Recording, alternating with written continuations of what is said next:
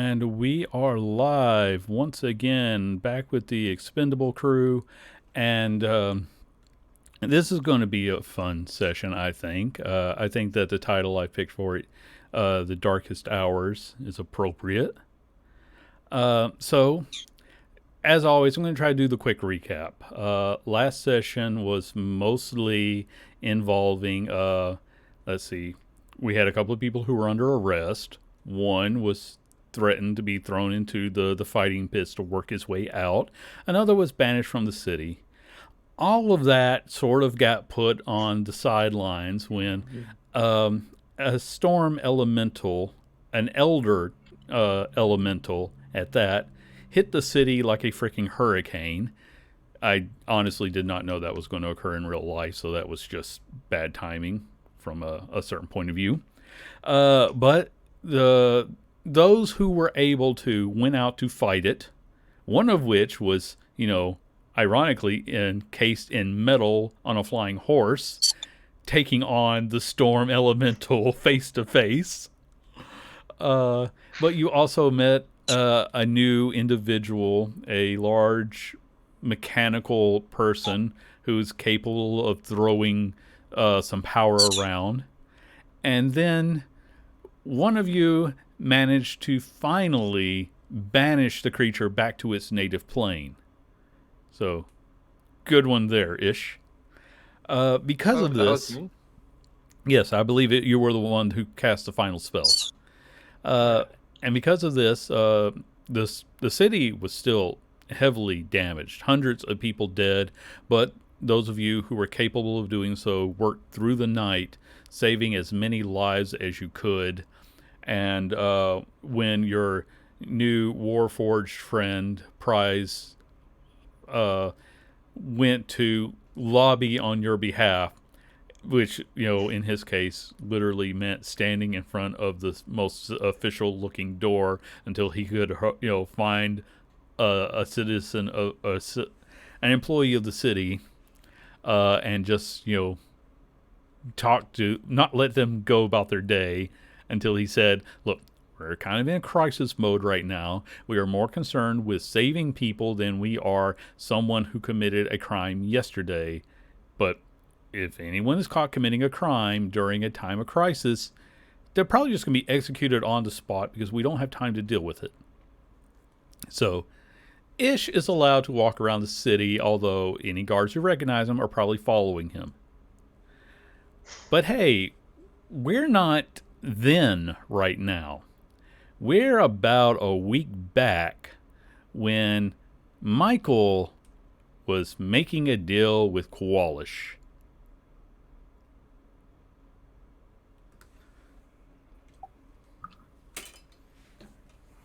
So is everything ready? Oh, yes. I have the circle in place. We can begin. I have my automaton over there who is keeping notes over all this. I cannot wait to see what we learn from this. All right. With that, Michael brings forward Corvus. All right. So, yes, Koalish begins the ritual to summon and then bind Corvus. As soon as Kowalsh is starting that, I stand in the correct position for what we have planned. Okay. For you, for the most part, that's anywhere but the circle. I stand outside of the circle. Good plan. And then Corvus appears, looks a little confused, and then finally he turns to you. Oh, I knew it was only a matter of time before you finally decided to betray me. After everything I've done for you. This isn't a betrayal. What do you call it? Forcing me into a binding circle? If you wanted to make a deal, all you had to do was ask. No. This isn't a deal. This isn't a betrayal. This is just... call it a release. An upgrade. A quick answer to the question in chat.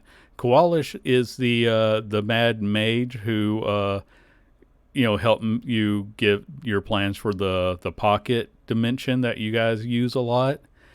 He's an inventor or a legendary inventor who's literally been missing for hundreds of years, presumed dead. You met him in the Lost Lab of Koalish episode. Anyway, As soon as Michael finishes his sentence, he motions to Qualsh to begin the second part. okay.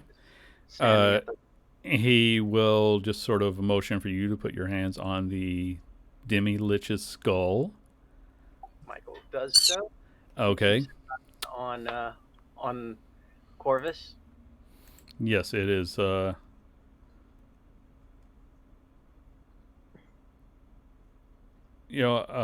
Sorry, I'm just going to have to ignore chat for now. Everyone else needs to, if you remember things, which I don't think most of us were ever there for Koalish. Anyway, yeah. Michael, this hurts. This, like when you first had the that divine spark put into you, that was painful. But now it is being ripped from your soul, and that hurts. It also seems to hurt Corvus because you are literally being cursed out in a damned language in your head. I don't think you speak Infernal. Yes, I do. Oh, well then. He's using, when he can form a coherent thought, there's a lot of just screaming in your mind, in your ears. He's using the oldest curses. And if I were to summarize it, it would be along the lines of, you will only be allowed to live because I'm going to destroy your lineage. I will burn their homes, the weeds in their yards, the animals that they raise. I will entrap their souls just so that way I can pull you back from your eternal rest to suffer more. Your name will be spoken as a curse for centuries to come. And in Celestial, I respond to him. Oh no, you can't think right now. Remember, a piece of you is being ripped out and stuffed into this devil. Yeah. And like I said, these thoughts coming from Corvus, they are just as randomized. Like, again, you're hurting him incredibly. And now, I'm going to roll the D100 in the open. Oh. We need to see this. Okay. What is happening? Something beautifully dangerous, possibly. While I'm putting this, getting ready to read this off, let me just summarize this for everyone else. Michael had the bright idea of taking that celestial spark inside of him and putting it into Corvus in an attempt to save Rihanna. Thereby changing fundamentally what Corvus is. And null and voiding not only the contract, but also preventing the damage that Corvus has been doing. And to accomplish this, he tracked down the craziest mage he knew short of Simpkins. He went to Koalish. Remember, this is a guy who accidentally ripped open a portal to the abyss and let a giant ooze out. He is the guy who, when he couldn't save a bunch of his friends after finding that downed ship from that, a cult took over. A cult that, began because he unleashed a devil by accident. Well, he took their brains and put them into jars because he couldn't save their bodies. You retrieved the all of those brains in jars, and now they're kind of hanging out with him in different construct forms. Yeah, Koalish was happy to assist Michael because he wanted to see what happens when you take a spark of divine, pure celestial being and stuff it into a devil. Now, I will also say that this D100 chart I just rolled on, I went online to a group of DMs and helped put this together. This was as fair and randomized as we could make it. There was even a chance he could turn into a stalk of celery, because celery kind of has the same letters as celestial. But you didn't get that. Michael, as the pain fades, the screaming from Corvus doesn't seem to stop. Instead, the two energies seem to swirl around each other, silver and black, as it grows into a giant circle that encompasses him. And when it finishes, there is now... You've seen a couple of angels. You know what a solar looks like. Like, a tall humanoid with the four wings. That's sort of what you're looking at now, except it has the more of a raven head, and all the wings are black. The new being kind of looks over itself. Oh my. This truly was interesting. He turns to you and says, "Is it ever possible for you to do something without making a tragic mistake?" Sometimes. I think right now is probably not one of those, but at the same time, Then allow me to there's educate you. He points one hand at Kowalish, who then is evaporated in dark energy.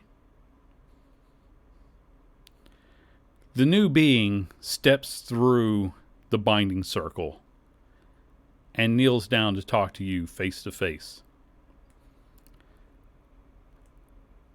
Everything I told you before will come to pass. You will live to suffer and watch your children's children suffer. I grant you life without youth, false betrayer, truthful liar. And suddenly your left hand begins to burn. And if you look down, there's now a mark on it. You will be forced to carry on until you have returned from this world what you have taken, or it is taken from you. And with that, he vanishes. You are left alone inside of this demiplane that doesn't actually have an exit built into it, because Kowalish knew how to do that.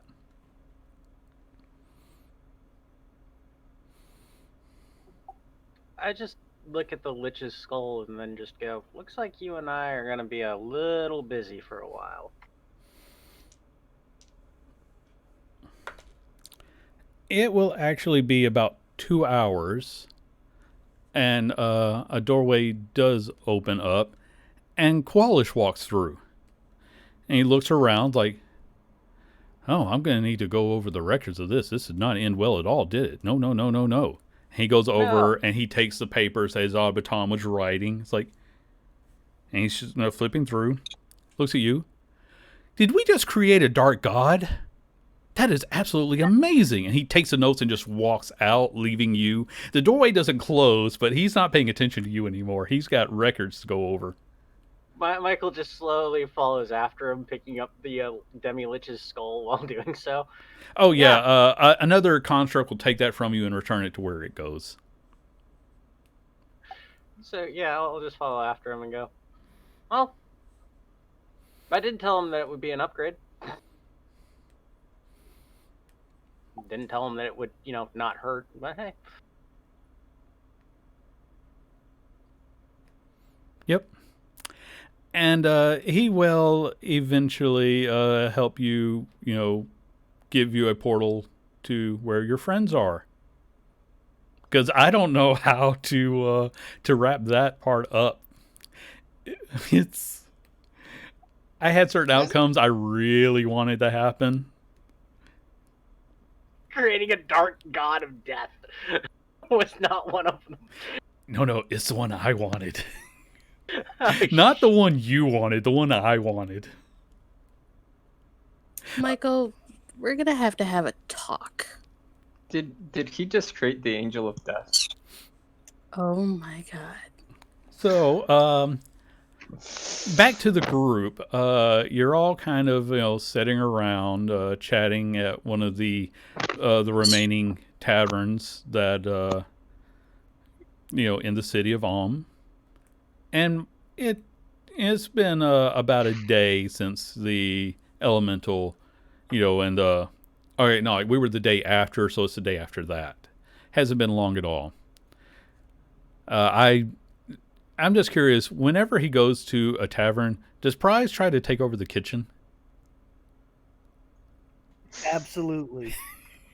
Roll a persuasion check, because I feel like let's see how well he does at taking over kitchens. It's like having a mobile nanny bot. He cooks, he cleans, he does your legal paperwork. Yeah. Okay, they keep saying, every time you try, there's like, no, customers are not allowed back here. I am no customer. Well, you're not an employee either. I have more cooking experience than all of you. Well, that doesn't mean you're any good at it, so stay over there.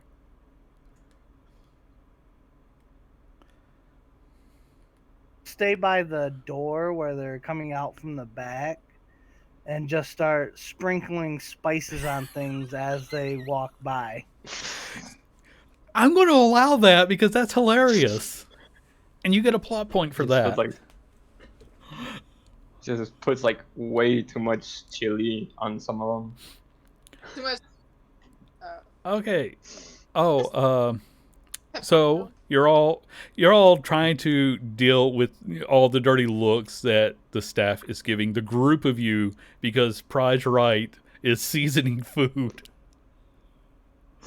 Against Is he their seasoning wishes. it well?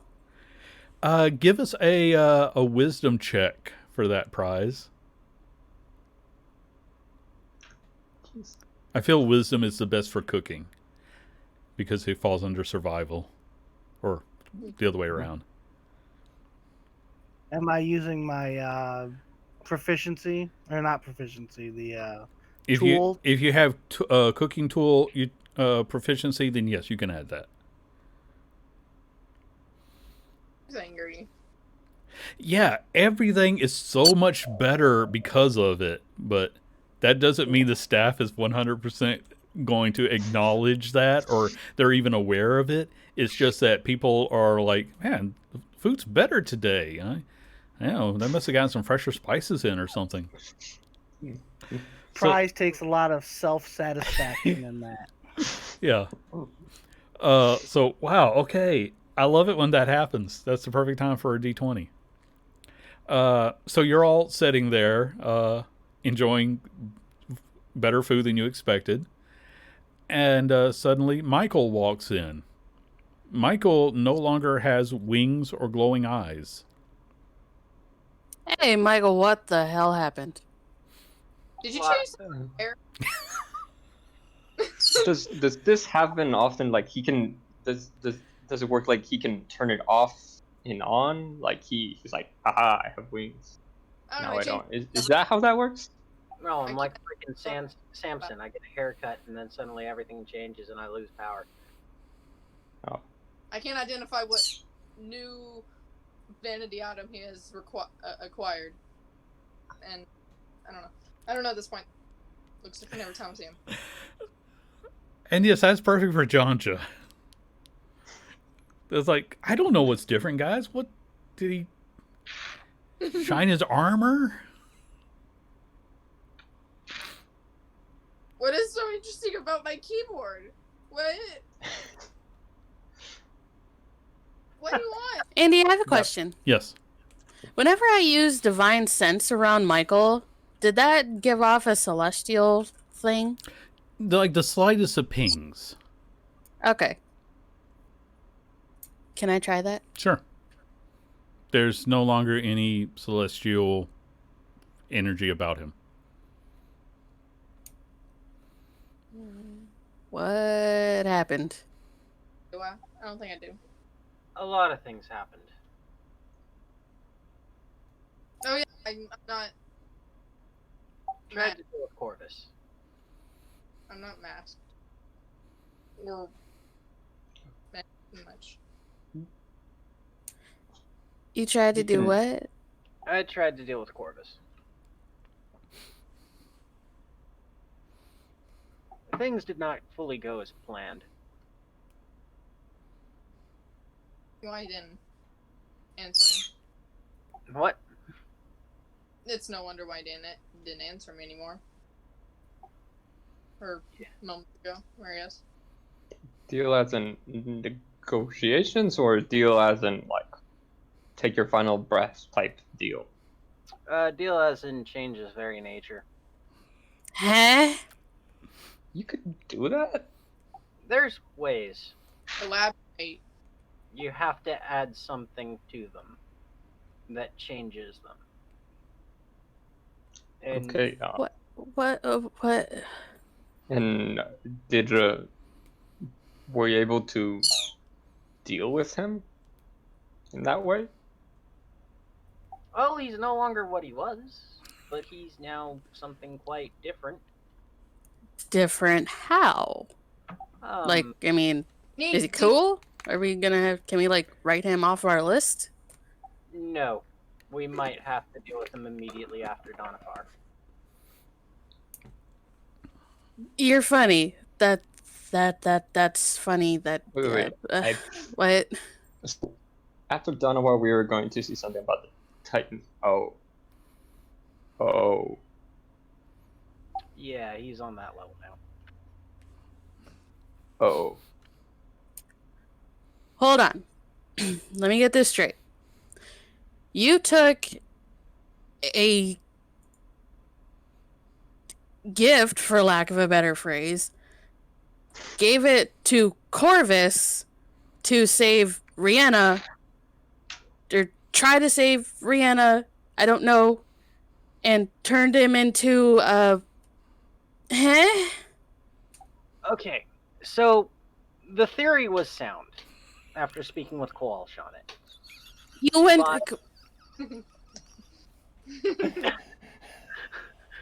By changing, I'm just looking at like, huh? Squash. By changing the nature of a demon, it changes exactly what it was before and can void out contracts. But as well, adding a defined spark into them can change their very being into something else completely.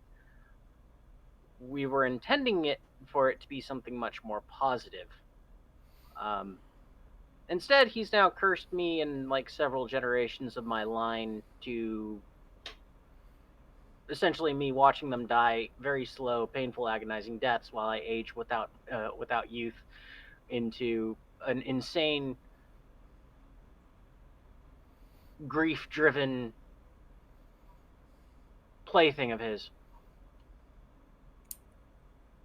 Michael, do you remember those little talks we've had about discussing things before you do them? Do you Yeah, who doesn't? is he a god? Is he a demigod? What did you do? Oh my, what did you do? A lot of crap. Walsh, I think that he's on god level now, which means that he's potentially got a mantle. But it now also means that he's kind of limited in aspects on how he can reach into this plane. But Is he? Michael, point of clarification. Koalash never told you any of that. That's your assumption. my assumption from the fact that Kowalsh called him a dark, just said we potentially created a dark god. Yes. So he's leashed. I will let you make a religion check on that. Can I make one? Yeah, you're the one I was referring to. Oh, okay. Because you're the one who probably has religion as a proficiency.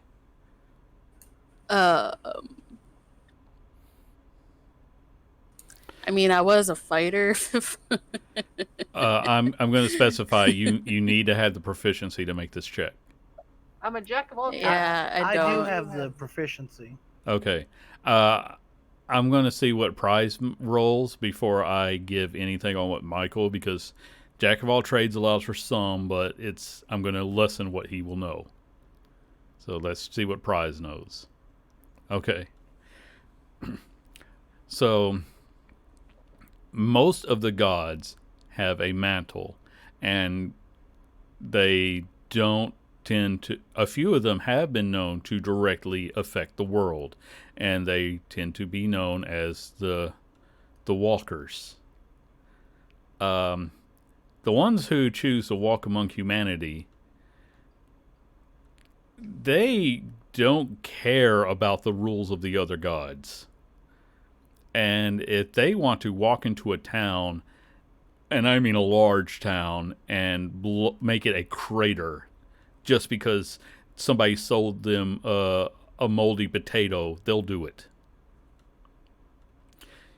Now, So, like Bane, yeah, for my understanding. Okay. yes. Now, prize, I'm going to say that again, with you having the proficiency, you understand a little bit better of what this sort of thing might mean. Depending on what level of god he is, because there are minor and greater gods, maybe this one isn't even a full-blown minor god. Maybe he's just a demigod, which means he's still much more powerful than any of you, but he's not unlimited strength. And if he's a minor god, then his ability to influence the world is going to be limited on how much power he has at any one time. Laying a major curse on someone might have, limited what he can do for a while.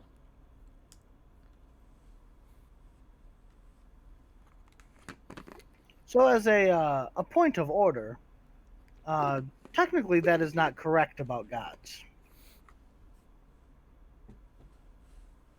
Heh. Some gods can walk the earth and directly affect the world.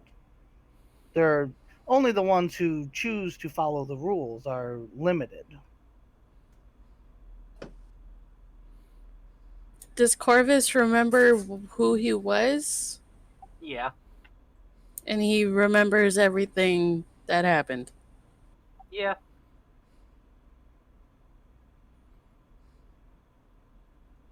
I'll be right back. This is not a contract I would have signed. DM, I'm gonna go order a shot of liquor from the bar. Yeah, that sounds reasonable. Maybe 2. Understandable. I'm guessing you're asking for the hardest stuff he has? Yep. Okay. He'll pour them for you. I just shotgun that shit. He holds up the bottle like, do you need another? Just leave the bottle. Okay. I forget, I have my equipment, correct? You have your mundane equipment. You do not have any magical equipment. Out of character, I have heard about Michael's events. Mm-hmm. Being smack dab in the middle of this, I'm realizing the calamity he alone can incur upon the world.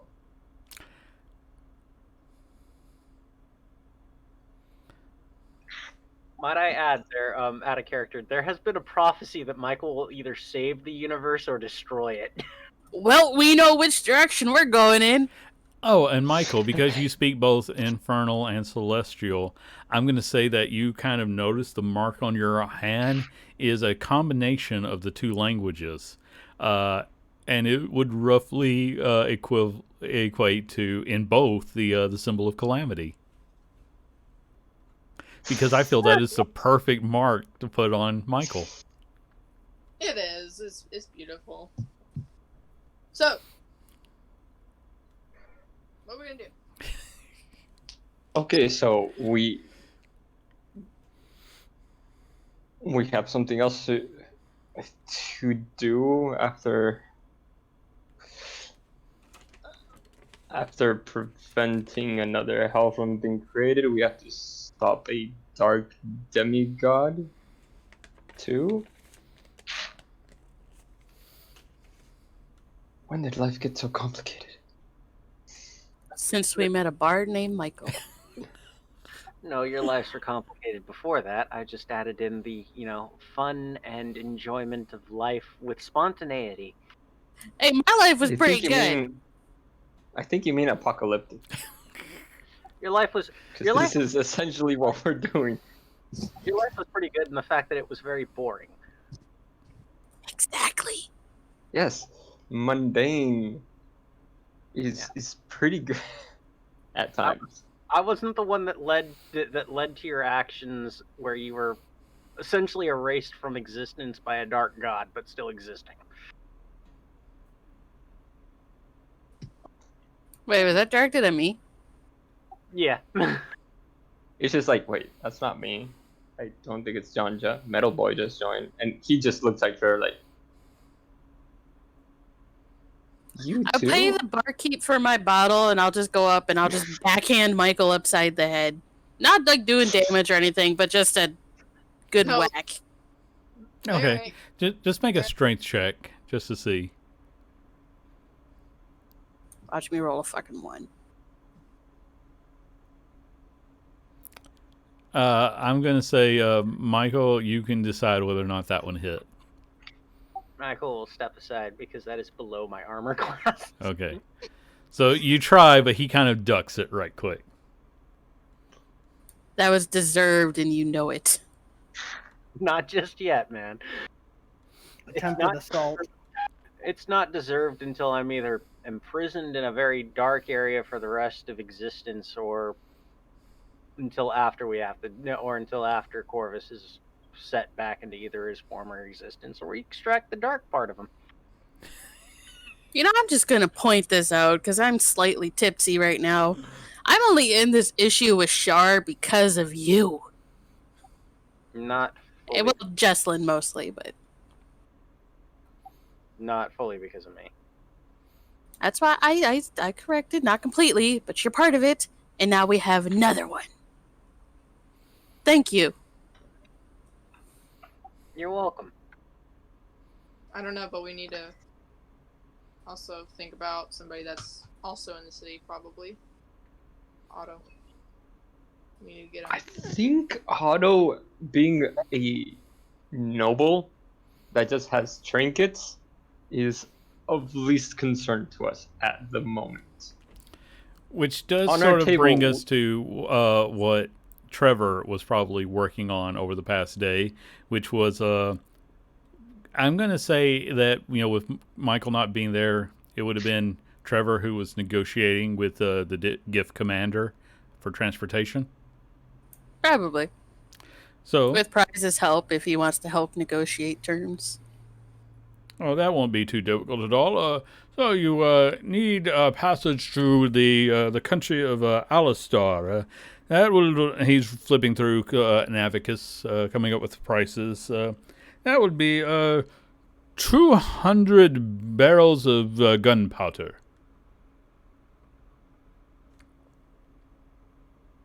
Do you take gold? Okay, thinks for a moment and pulls out some ledgers to do some conversions. Yes, that will translate into your particular world value. 2,000 gold. I don't have any money, do I? I don't have any money. You don't. I do. 2,000 gold each, or just 2,000 gold? For the group of you. That seems more than fair to me. Now, the accommodations, all that we will be needing is a space 2 feet by 3 feet with standing room. Well, maybe, for the people who don't stand when they sleep, something. It won't be a problem. We will be leaving several platoons in the city to fulfill a contract of shoring up defenses while renovations are taking place. So there will be some spare bunks that you can use if you find them accommodating. And I'll remind you that a GIF is about 7 feet tall and about, as wide as a normal hippo. So they weigh like 500 pounds more than you. You'll probably be fine with their accommodations. Meat bag. Can you not enter your rest mode and just rest on the way? Yeah, humans don't have a rest mode, they have a sleep mode. Oh, yes. You are a meat bag. I had forgotten. I am a human. My name is Trevor. Does Fleshling have a rest mode? No, we all sleep. Can you not sleep standing? I've never tried, but I'm not an acrobat. Most of you do lack the discipline to learn such feats. Because you're having You this know what, conversation in front of the GIF commander. I will accept that. I don't have that training. That wasn't in when I was a squire. That wasn't exactly in our book. Surely tiny cat person can sleep. Maybe he's pretty flexible. It's not about flexibility, it's about rigid standards. He does seem pretty rigid at times, and I mean, yeah. Now, when will you be ready to depart? Day or two, if that works. That will be acceptable. We will need to refill our supplies of cabbages. And what do you eat? I mean, I'm not too picky. I don't know about anyone else, so. Well, he's looking through his book again. Are you mineral based or vegetable based? I am a meat popsicle.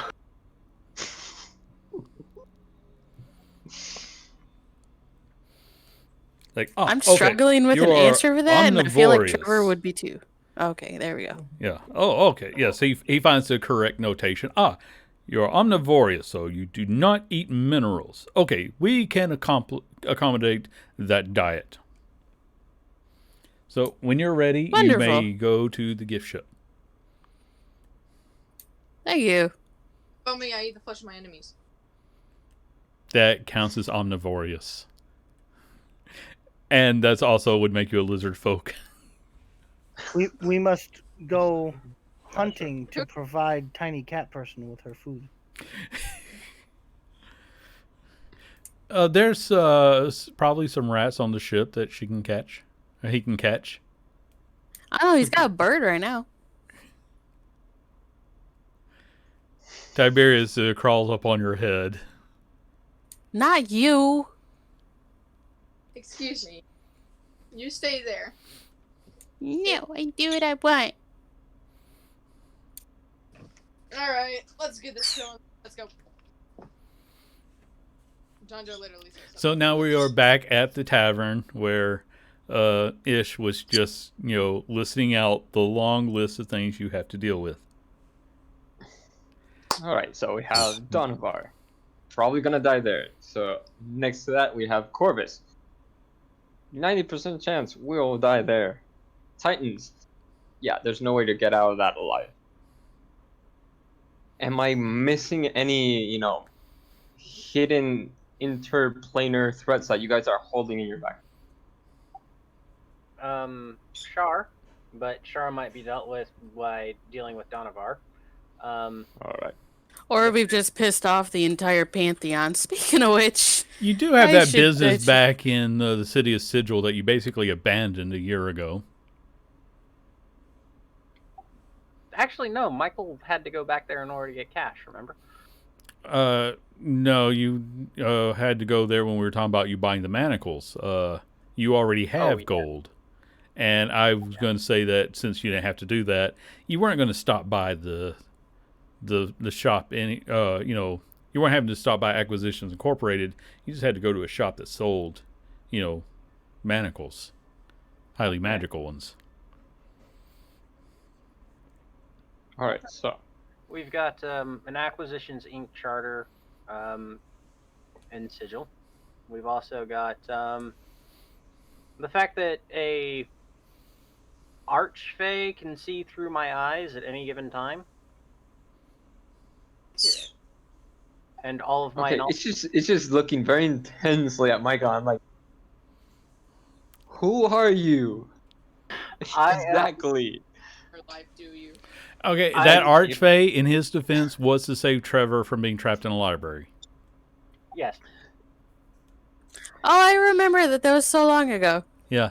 It's like the least of the things he's had to do. I mean, the least ramification. It's probably She a is big probably deal. entertained. It probably is a big deal to Trevor and Michael, but that just means Michael can't sell his story ever again. It belongs You to have someone else.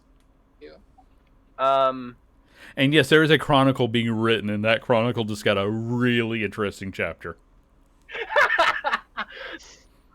I am. Well, some know me as the Thief of Fates. Others know me as pure, unadulterated chaos and calamity. I would Yeah, go with that the one. second one. Number 2 is probably what I've experienced. Andy, is anybody listening to this conversation?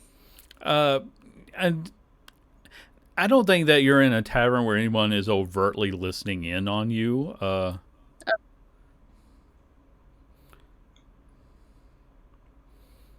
Okay, so we have a lot of things on the docket.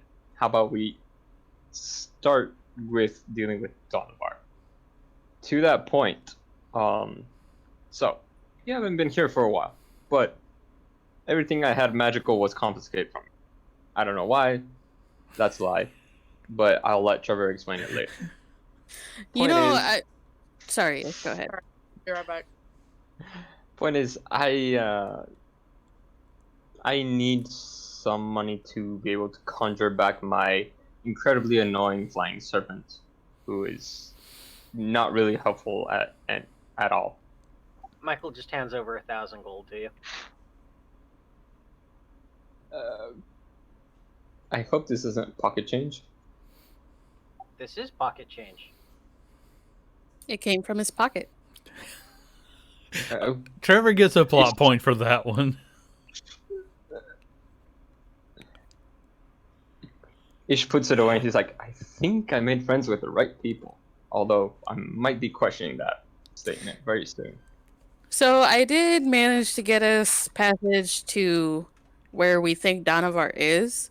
But if you're worried about like being able to defend yourself or protect someone or whatever, I might be able to get in contact with somebody who probably has something you could use. Janja too. Me? What? Yeah. Wait, what? Really? I know this lich. I met him in a sewer back when my home city was like What? not destroyed. Lich? He's super cool though. Like, I mean, he gave me this book that made me more good looking than I already was. Just don't drink the tea. Yeah, don't drink his tea. Like, he has one that's a poison teapot and one that's not a poison teapot, and they look exactly the same. But he left when we found out about an ooze that was imitating things, which is a completely different story. But I could send him a message and maybe find out where he's at. Might be able to take a side trip there. Actually, whatever happened to that ooze? It's on our list. We have a big list. Yeah, the list I'm of things you've starting to abandoned is see that. huge. It is the neglected miscellaneous quest list in Skyrim. That is what we have right now. Oh yeah. Oh yeah. The transforming ooze isn't even something that Michael caused either. Michael was just pretty much like, let's just leave that one alone for right now. Oh And then- yeah, that That was all Trilak. yeah. Okay. But Michael, yeah, I Okay, mean, so he might. Michael starts humming the. I'm turning to John. Like, we need to let Otto. Need to let this Otto thing go for now. We can leave it on our list. the list we're actually going to pay attention to. Right. I think that's a fair Gold statement. trinket versus our many apocalyptic duties. I think the latter is the most important. And you might get something cooler from Simpkins. I mean, the guy's pretty cool. You're not evil. He just likes cats and tea. Or we could always go to Costco. Or we could go to Costco too. But I mean, I kind of personally want to check in on Simpkins too. I haven't. Also, I'm curious about this lich. I just want to say, from a mechanics standpoint, you don't need magical gear to win a fight. 5e was actually, like the whole CR rating was built around magical items being rare and hard to find. I just wanted to overload you guys, much to my own detriment, when trying to come up with a proper challenge. So I'm back. It's just isn't going for the magical items. He's just curious of how a befriended lich would be. I explained to them the whole story of Simpkins, which we can explain after game or whatever, but he's dope. Short version, Simpkins is pretty much insane, but very friendly as long as you don't try to destroy him. He's also insane and forgets things all the time. I'm starting to see a pattern with Simpkins, Qualish, and all these other I didn't write Qualish. He was actually described by Wizards of the Coast. Simpkins was created by me talking with Danny and named after a tin of candy. I love it either way. That's literally what happened. And that's literally what Ish is saying. He's like, he's asking about Qualish, so he more or less knows his intent. Then he's like, Qualish, Simpkins. Starting to see a pattern. But hey, I'm interested in seeing this Andy, I have a question from player to DM. Okay. Could Simpkins be an option to get rid of this whole Shar thing? I'm going to say it would be his magic versus her god power. Fair enough. Yeah. You're looking at more divine wish than anything. It's always possible, but if he tries to make that as a wish roll, I definitely have to do, some kind of a roll. And as we've learned from Critical Role, if you try to go outside of the wish spell, there's a chance it burns the spell out for you forever. Yeah, let's not do that. Yeah. And I'm going to add his insanity into that roll. So we're not going to do that. Good plan. But if we want to go see the crazy Kyle needs to lich, learn something from Danny's thought process. Solid, concise, down to the point. We're gonna screw it out. Yeah. John that's gets a Nick plot is point okay. for describing this game accurately in one sentence. Okay, sorry, we've definitely gotten sidetracked here. You can attempt to send him a message, but there is a 5% chance it will fail.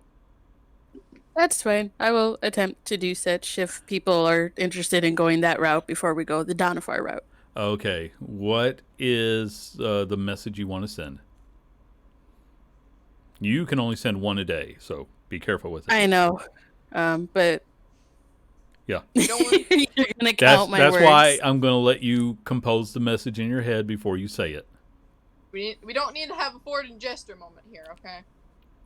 I mean, that's kind of happening right now. So I'm sorry. What game have you been playing for the past year? Sorry, did you not pay attention the first 5 minutes of the stream? We've kind of passed that and gone into, oh god, everything's on fire. I'm gonna die. okay.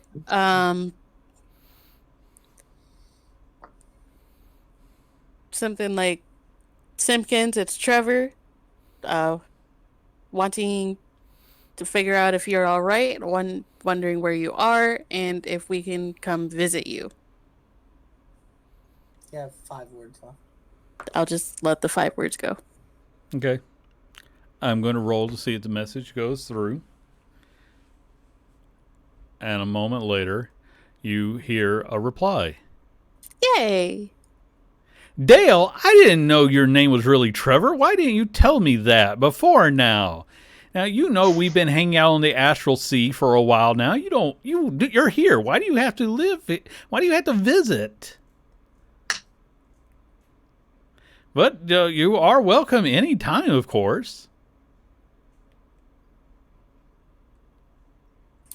Well, Simpkins thinks I'm Dale. His Yes, cat. he thinks the voice came from his cat. He's in the astral sea. Yep. Oh,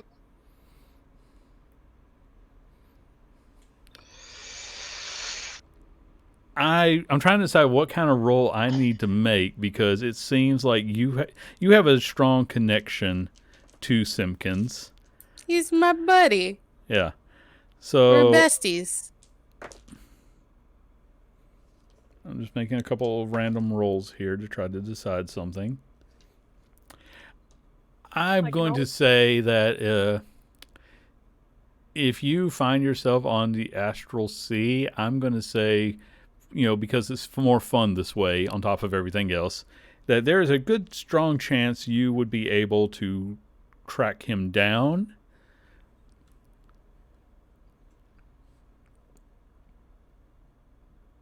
Okay.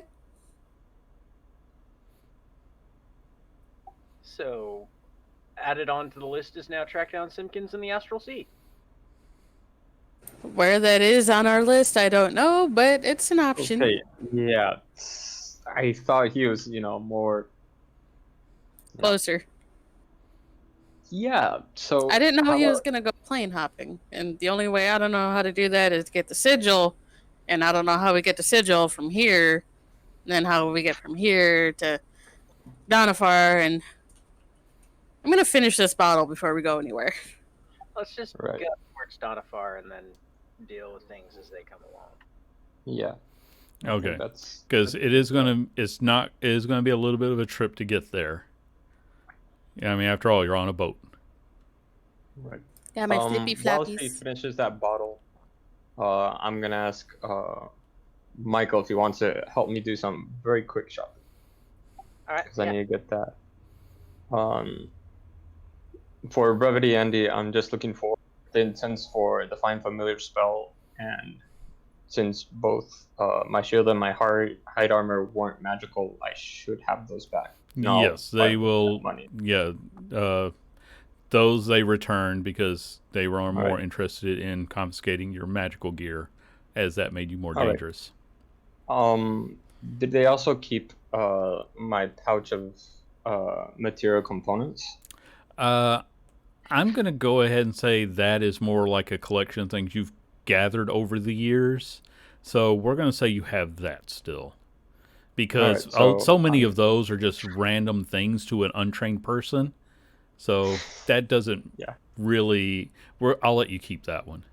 So you Alright, just need to fair enough. gather the proper incense to cast the summoning spell for Vesh. Because I have a bit of money, which I didn't have before, I'm gonna make sure to get at least 10, just in case Vesh bites the dust again. Okay. I think that was listed as 100 gold for the spell, so you can do that. Yeah. 10 gold pieces per incense. Okay. And as I leave, I'm like, thanks for the funding to Michael. Who will be back in just a moment. Okay. Hey, Andy. Yes. I remember I bought a diamond with some devil coins, right? Soul coin things. Yeah. Did I trade? Yeah. I believe you I traded don't those to... I have her name written down somewhere, but that was the Arcanolith you met in Emberfield. Yeah. I don't remember if I had enough. Did I get one or two? I forgot to put it in my bag. I know I have at least one, but I didn't know if I got another one. Evens or odds. Even. You have one. Okay, thank you. Zeldinia, that was her name. Zeldinia Cross. Okay. I can revivify once, so don't die. So Yep. we're going to say it's the next day. You've had your opportunity to bring back Vesh.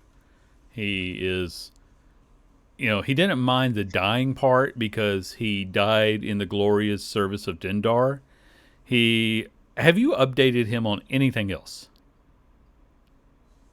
Because he doesn't know what you know. As he comes out, I'm going to put him more or less to up to date. Okay. Right. So your battle against the Titan, that's a plus. Yeah. Do you tell him anything about Michael? No. What I'm going. Good plan. What I'm going to say. So he knows about Donafar because I've told him about it. Yeah, he already But knew about that. I'll say, in recent turn of events, a new dark demigod has proclaimed that he will dominate this world in a time of his choosing. That's what I say about Dark Angel Corpus. Okay. He gets the normal thing about this upstart will fall before the mind of Donafar. I mean who's your god again? Dindar. Stupid gods. There's too many of them. I need to thin out the god list in my world. Fortunately, Speaking of gods. All will fall before the might of Dindar. Just as soon as he's released, all this upstart will be consumed. Blah blah blah. Right. Danny. My god has a bigger dick than your god. Your god's a woman. I was quoting George Carlin for Vesh. Okay, cool. That's fine. I'll accept that. Okay, so what? She is a woman, so that's just even more of an insult. I know, right? Lulu doesn't approve of that language, though. I was going. Sorry, Lulu. Forgive me. I love you. I'm gonna have to start doing like the Lulu recap of everybody's game one day. Somebody tell me where I can get a stuffed elephant or whatever they are called, and I will do the puppet version of Lulu's recap of this game one day. I promise. You mean challenge accepted? Okay, back to the plot. Yes. You. Otto. You have all had an opportunity. Hey, if you had brought that up in the 2 weeks in between games, maybe we could have worked it out. You didn't. We're going with the people who made a plan. Because that's the story. Otto is on your list now. If there is a moment, if nobody has anything to do immediately, I wanted to take a minute to have Trevor go somewhere, like, I don't know if there's a temple here to anybody, but like somewhere peaceful to maybe try to converse with Zariel. Not like directly, but like to give an update, which I'm pretty sure she's already aware of. Like, yeah, she isn't a guy, but like I serve her, so I mean, it's be like, hey, tell Lathander, and like I didn't do it. I'm going to say that I'm going to check on that link later, Kyle. I'm going to say that yes, obviously the temples are pretty, in use right now as triage centers, but you can find a place. Let's go ahead and call it a religion check for Trevor to kind of convey this message. Alrighty. Because that's the best. I have to, I'll use my plot points to get a somewhat decent roll. Let's see what you roll first.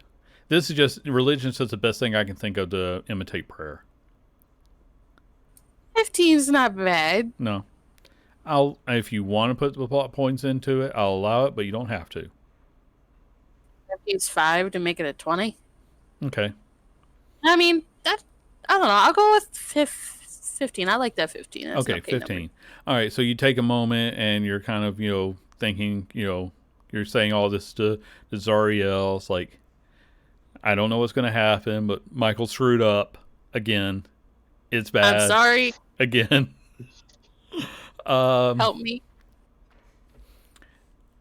And, okay, you feel confident that the message got through, even though you're not, hearing anybody speak back. That's fine. She's probably still busy writing on the chalkboard, do not fall to devilhood, do not fall to devilhood. I get it.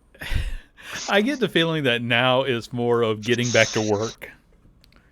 The workload just increased. She does, whether she knows that or not is up to debate. Oh yeah, she's slowly getting a following. Yep, that is true.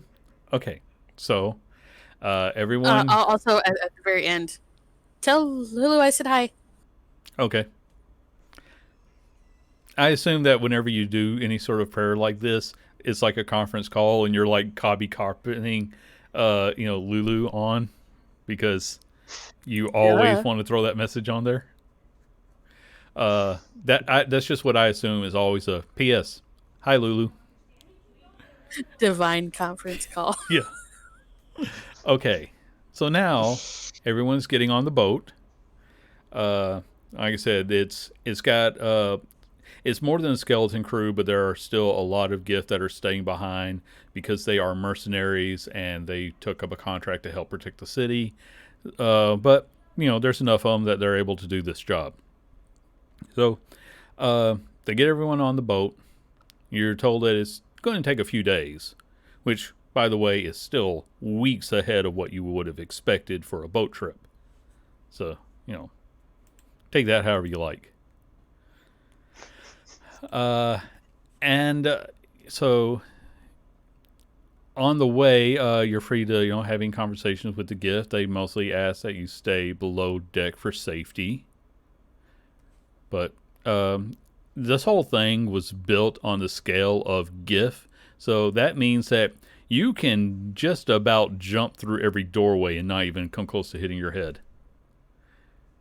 Ish spent at least a day trying to maneuver what is this weird mode of transportation, since he's always been on the ground, trying to get his feet kind of settled in.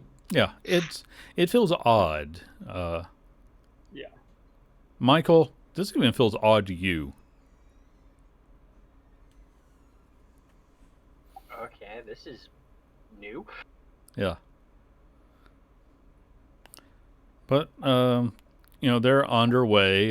There's the normal hustle and bustle of people on a boat. These Gith are extremely, rigid military. So everything they do is by the book.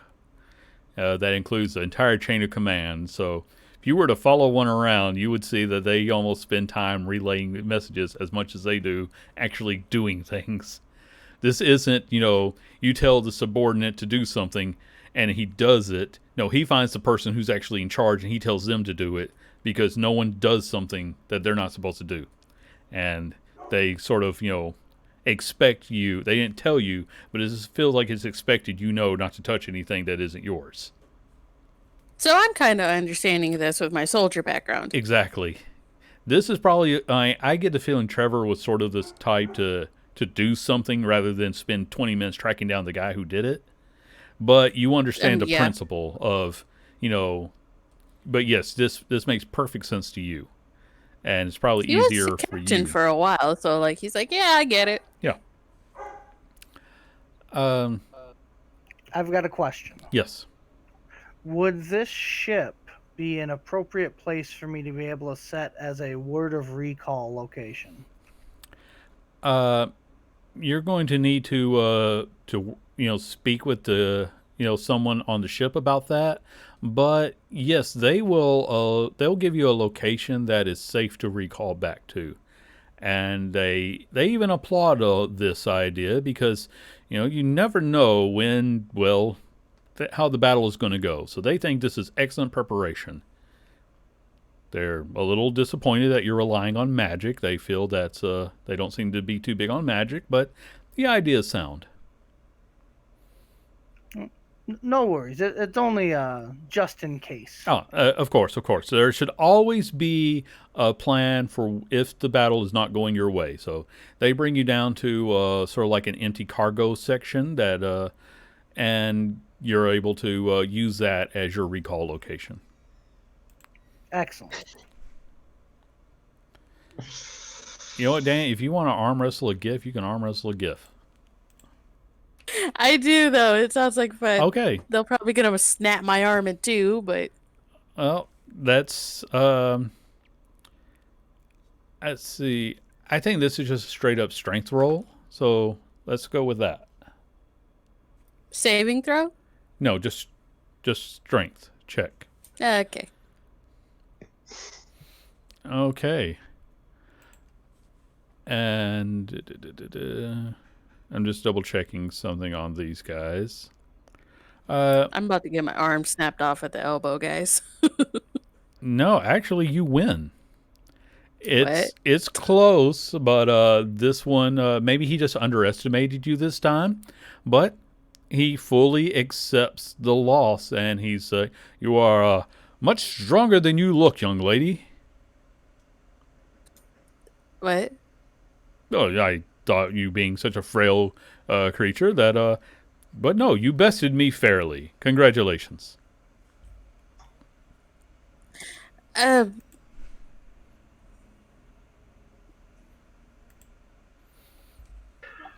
You can correct him. They don't seem to They don't seem to be totally familiar with your species.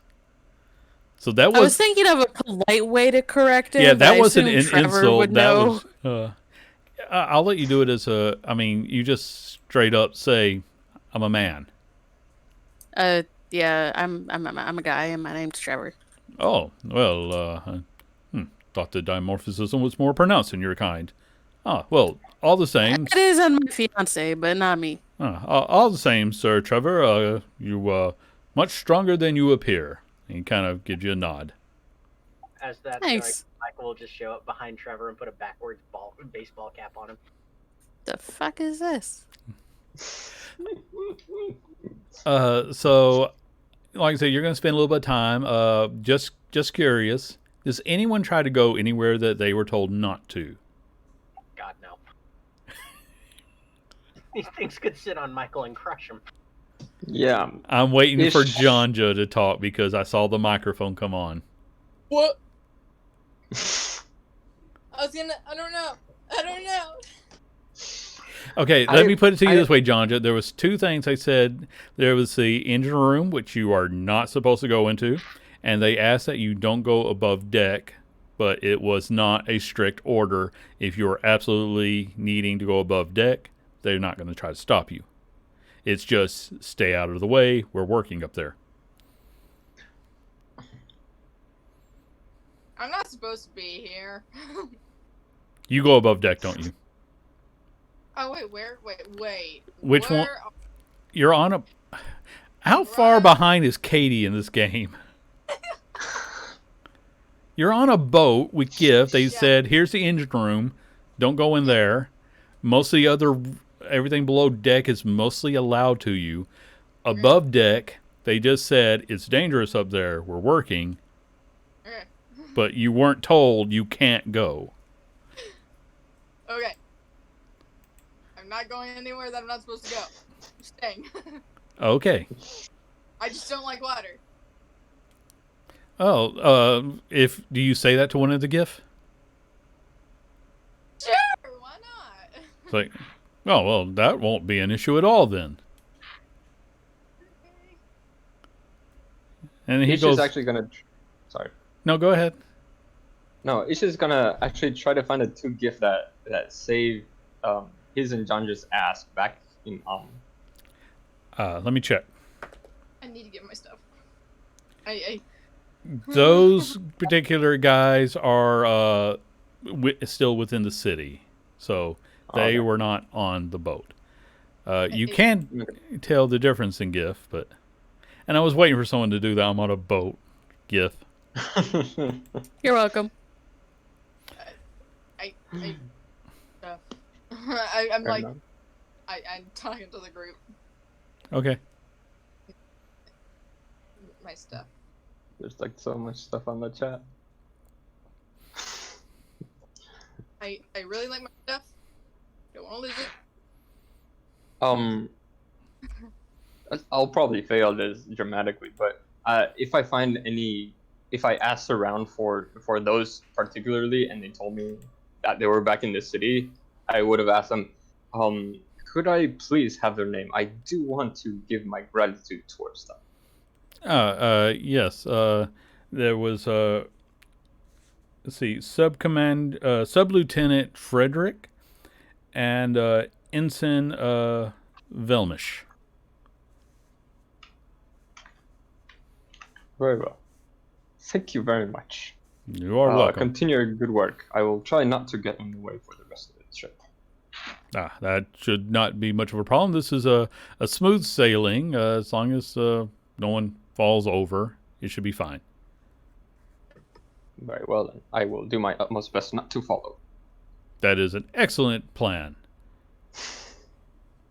I'm sure Freya would be willing to retrieve you. So will they let Prize cook? Sure. He will spend 24 hours a day in the kitchen until we reach wherever we're going. Okay. They are, they enough of them remember you from the Calamity event that they have no problem letting you in on the cooking, and everything's probably a little bit better for it, or at least a little bit different for it. I will say that they probably do a lot of steamed cabbages, but again, meat is on the menu. It's just that I guess it's not that they're herbivores. It's more of a vegetables taste better to them type of thing. Because don't they like watermelons too? Quite possibly. If you find any watermelons, you can bring them to them and we'll find out.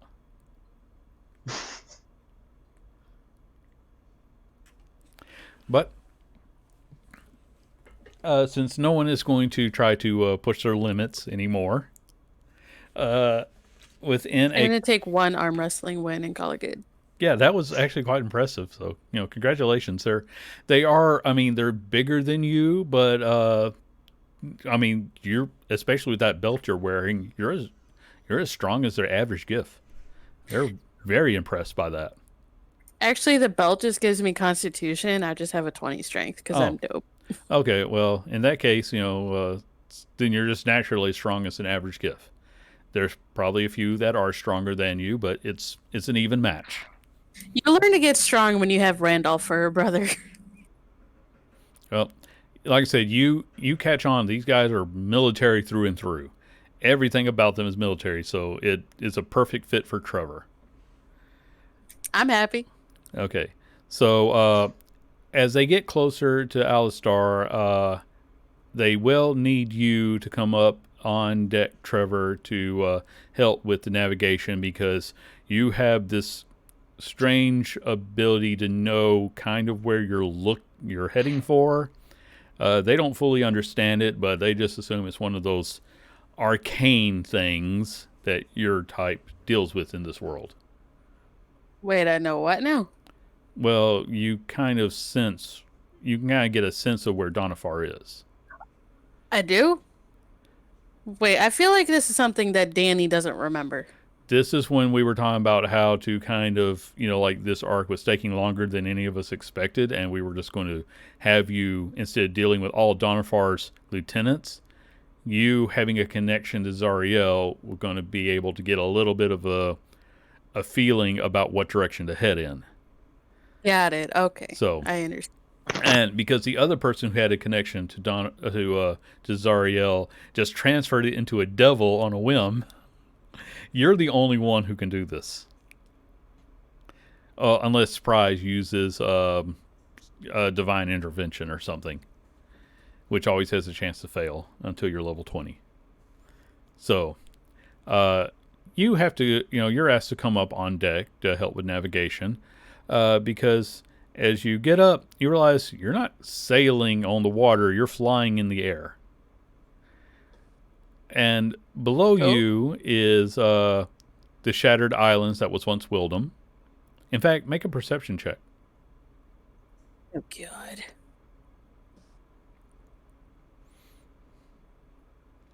Okay. I'll take it. You see the area with the volcano. It's you're just passing that now. You remember how there was a town that was next to that area? The one we were in? Yeah. Okay.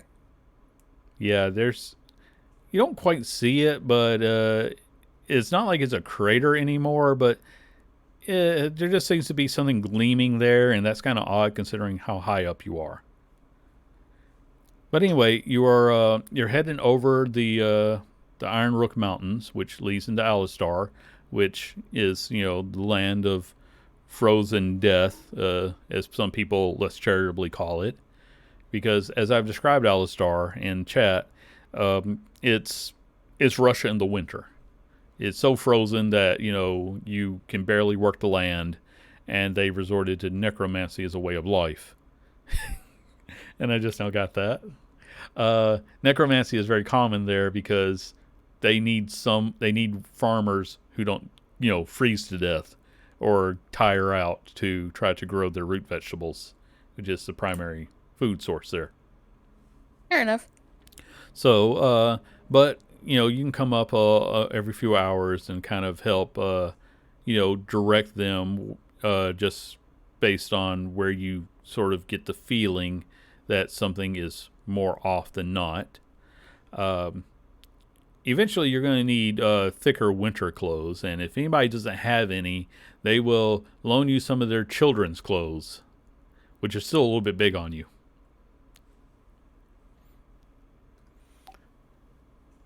Michael just looks at it and goes, "This is children's clothing." Well, we could give you one of our, mature sizes, but you would still be able to sit on someone else's shoulders, and it would still fit you. No, this will do. Okay. Because they don't have a seamstress who can refit their clothing for you. They're just being nice because it's getting cold out. But you're passing through some very cold areas. You're already up in the air, so it's a little bit chilly. You can actually see the storms below you.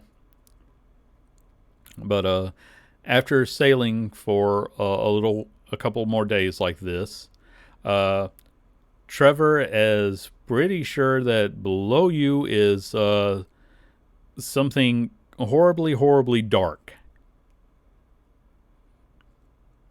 Over here. I've got a massive headache. I've got a tincture for that. You're probably one of the coolest people we've met in the past few months. The ship's doctor also had a tincture for that, but I said one of ish, not the only one.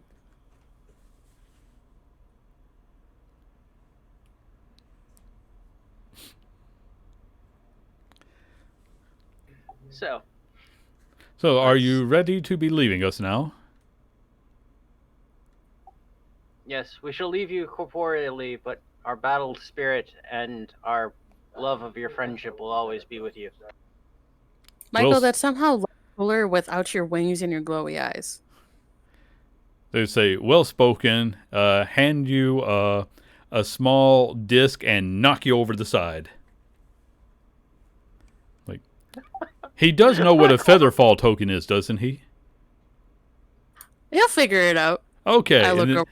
He hands each of you a featherfall token, which, as the name suggests, as you get closer to the ground, it will automatically cast featherfall on you, and you don't go splat. Can I cheat? Can I accept the token and then use my Pegasus to get down? Oh, sure. Okay, thank you.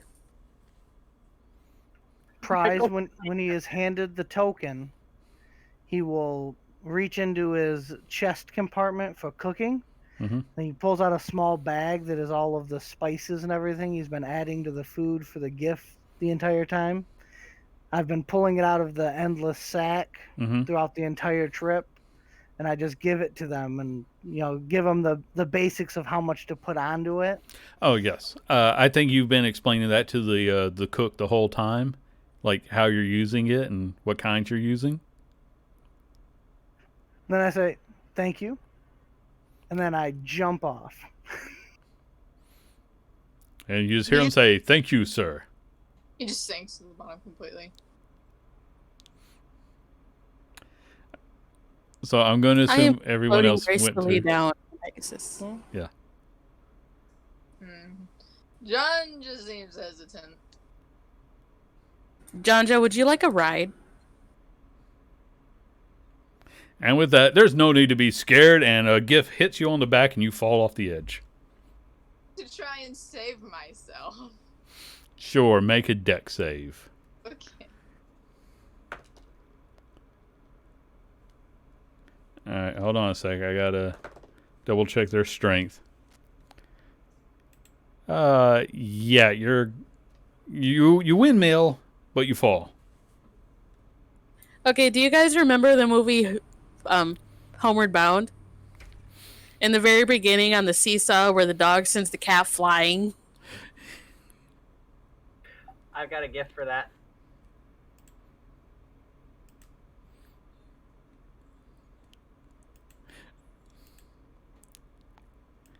Yeah, I like it. That's...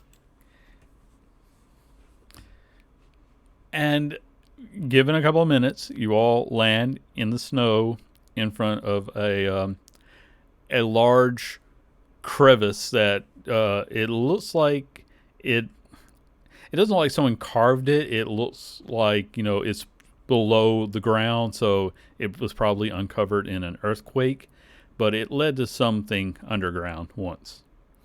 And you think you hear faint music coming out of it.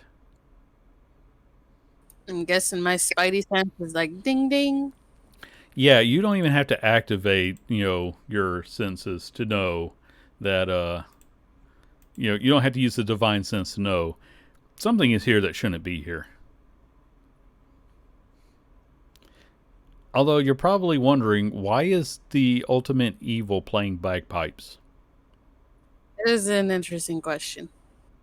Michael just starts heading in towards the chasm.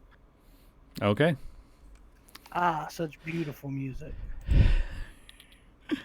And as you're moving in, let me get this to work. You find yourself inside of a frozen cavern with lots of ice sculptures of dwarves around. In the middle of it all is a man who's sitting on a frozen chair, a frozen throne, if you will, playing the bagpipes, and he's got a bluish tint to him that you don't remember seeing, Michael. Other than that, he's very much the man you remember. Oh, you're here. And he will stop playing and looks up at you and just says, "Boy, I knew I'd get a chance to see you again." Oh, it just seems like a great time for everything to come forward now, isn't it? After everything I did for you, you went and left me to die. After all the times I bailed you out when you were drunk and you got us into a fucking jail cell, after every single time that I had to carry you back out, and for how many years you kept telling me that you were going to take me home. What home? There wasn't nobody left for you. I kept you, I taught you skills, and you just left me in the gutter. Put yourselves on the map, please.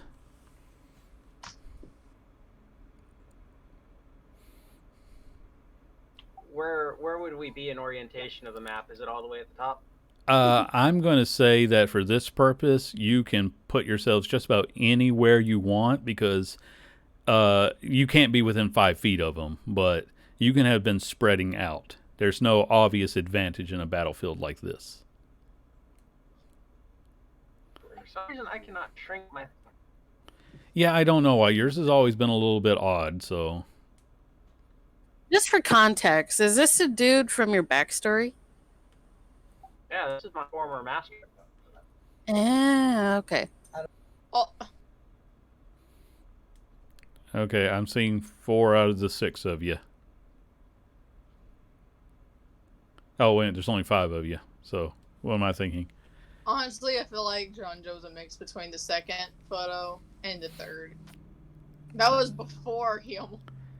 That was when he And was. I'm also going to say that before we officially roll initiative, that as he's setting the bagpipes down, he's taking out a couple of swords that, Michael, you recognize well. They have a series of holes in them, but also rings, so that as he begins his sword dance, they begin to whistle and the rings start to jingle, creating their own music. And I really wish I had some way of describing that better, but I don't know what that would sound like. But he's beginning his sword dance, and there's a flash on his left hand, and the room suddenly becomes colder. I need everybody to make a Constitution save.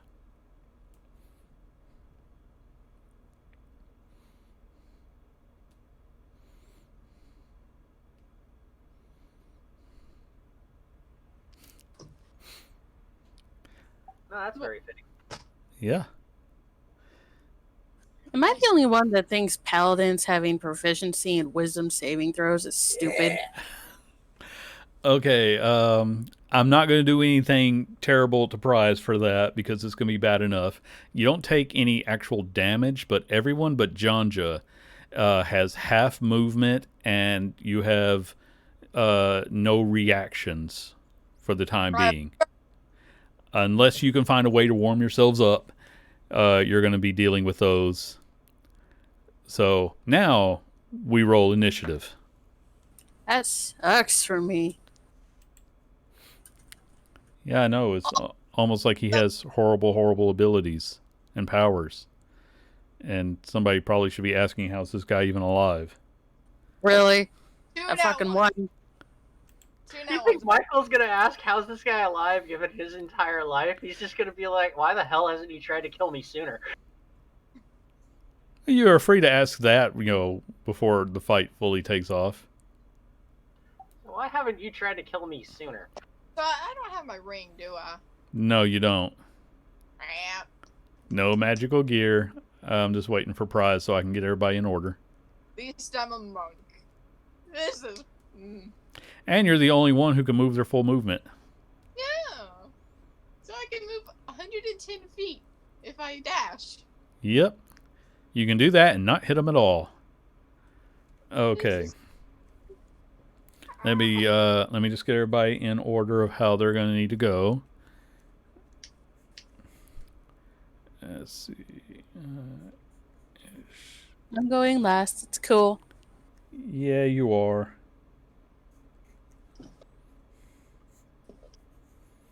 Okay, Michael, you actually get to start this off. Let's see, what is his distance from me currently?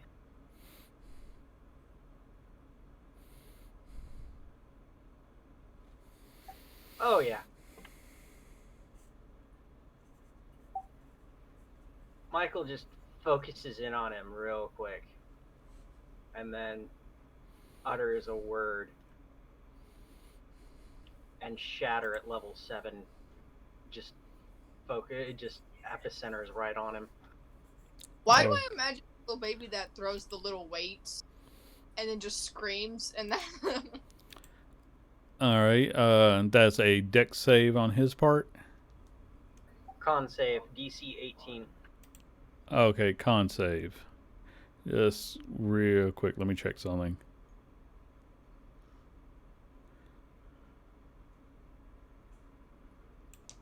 Andy, Yeah. I realized I'm a moron. On saving throws, me and anybody within 5 feet gets an extra +5 because I'm a paladin. Okay, for that con save earlier, anyone who got above a 15 gets their full movement. Okay. I think prize is within 5 feet, but that's it. Okay. Not even close. Yeah, that still wouldn't be enough for him. Oh, I can move way faster than I thought. Okay, he's going to counterspell you, Michael. Alright. I'm going to... Can I dispel it? No, because Dispel is an action, and its counterspell is the only one that could affect him. All right. No, that's fine. So yeah, he just waves a hand, and he begins. Well, I can say his sword dance is in full motion now. I still have movement, so 1, 2, 3. I need to dash to go 110 feet. All right. And there we go. Oh, bonus action on the monk for inspiration. Okay. Just double checking what he can do here right quick.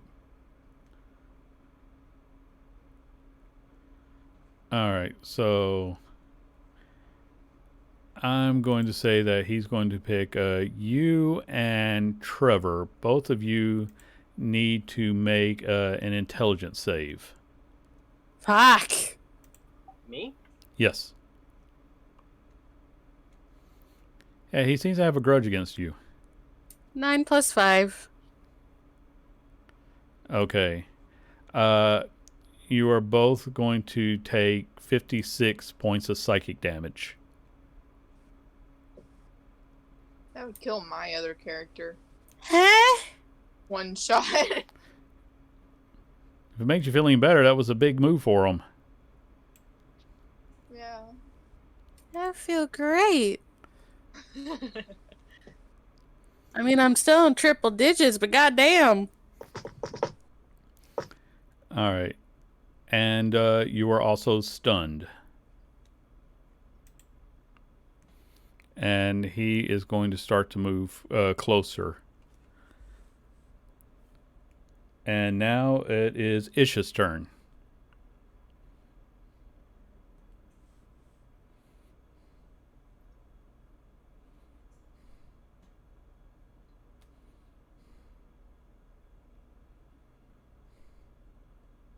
Ish.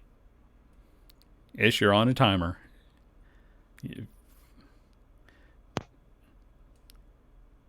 All right, I am going to walk up to half my movement, so 2, 3, because it's 30, and I'm going to just Eldritch Blast.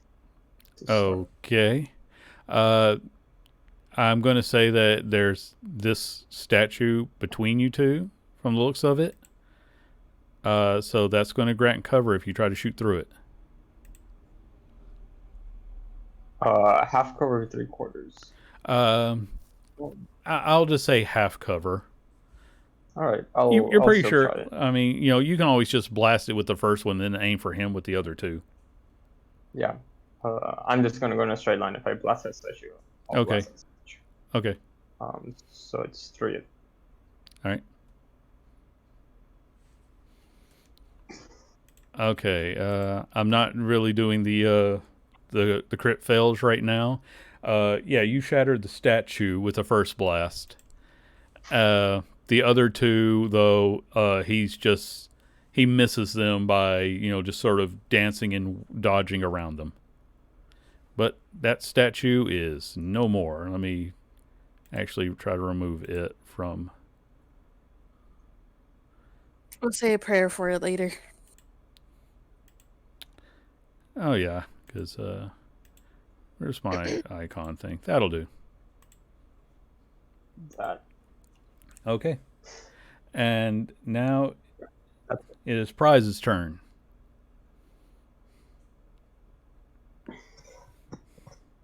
I'm gonna assume that Michael's in the top square that his icon is over. We're gonna go with the feet, but if you're just like 5 foot off, I'll allow it this time because.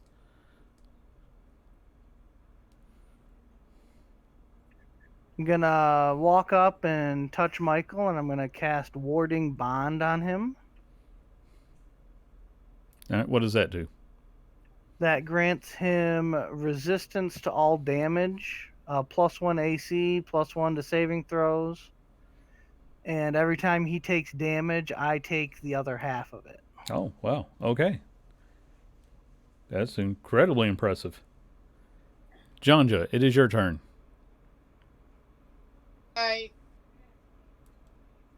They're probably gonna attack, so I'm going to hit this guy in front of me. That's a statue. It's an ice wait. sculpture. Okay, now You can still hit it if you want. no. Where's the closest enemy? This guy that somebody is pinging. Okay. Well, how far is that? Give me a moment. You should be able to reach him with your Oh. tabaxi movement. No problem. I go over there. Okay. And as I run up, I want to use my unarmored strike. Okay. All right, your first one will hit. Your second one will not. Okay. So that's 12 bludgeoning.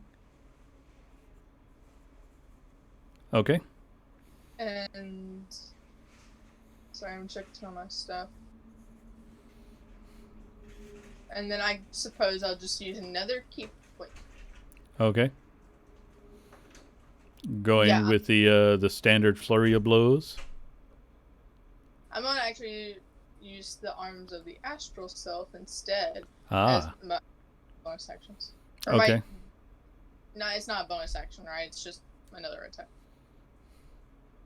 Yeah. Well, both of them miss anyway. Dang. Okay.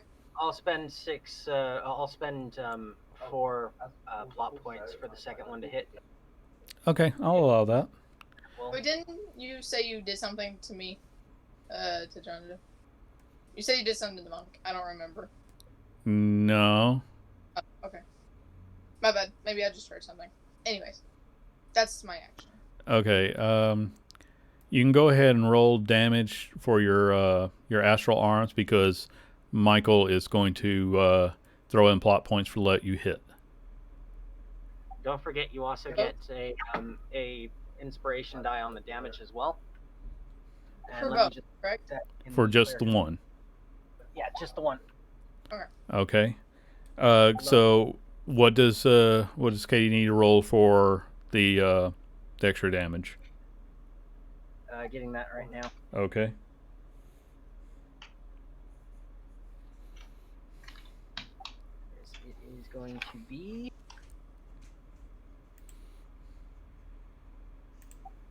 Yeah, 15. Bardic Inspiration. D12. Roll a D12. Okay. So add a D12 onto that, Katie. Every little bit helps. Yeah. Trevor, it is your turn. Okay, so actually rereading my shit, I just got advantage on the roll. I'm still stunned. Okay. So You can re-roll at the start of your turn. with advantage because I'm a dope paladin. That's an intelligence save? Yes. Okay, 19. All right. Yeah. That allows you to gain your action. Cool. I would like to dash and use my charger feet. Okay. Oh, I'm.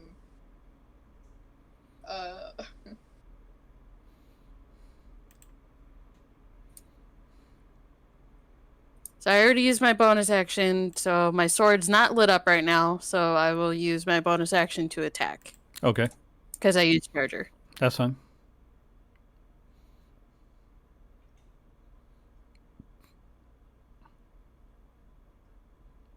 Okay, that'll hit. 18. Not gonna smite yet. Okay. You either gain a +5 bonus to the attack's damage roll if you choose to make a melee attack push the target up to 10 feet away from you. So, are you going to push him, or are you going to take the +5 bonus damage? The bonus damage, so 23. Add another. Yeah. Okay. I forgot about that. No, that's fine. All right. Yeah, that's a pretty good hit. And Michael, you were also stunned, so make another saving throw. Okay, yeah, Michael, you come right out of it. You're free to attack him, but he does have cover from your friends at the moment. So you'll need to try to reposition. All right. Just assessing him, can I tell if one of my more powerful spells would be able to work on him, that being Power Word Stun? I don't remember the details of Power Word Stun, but If the target has 150 HP or lower, it is instantly stunned.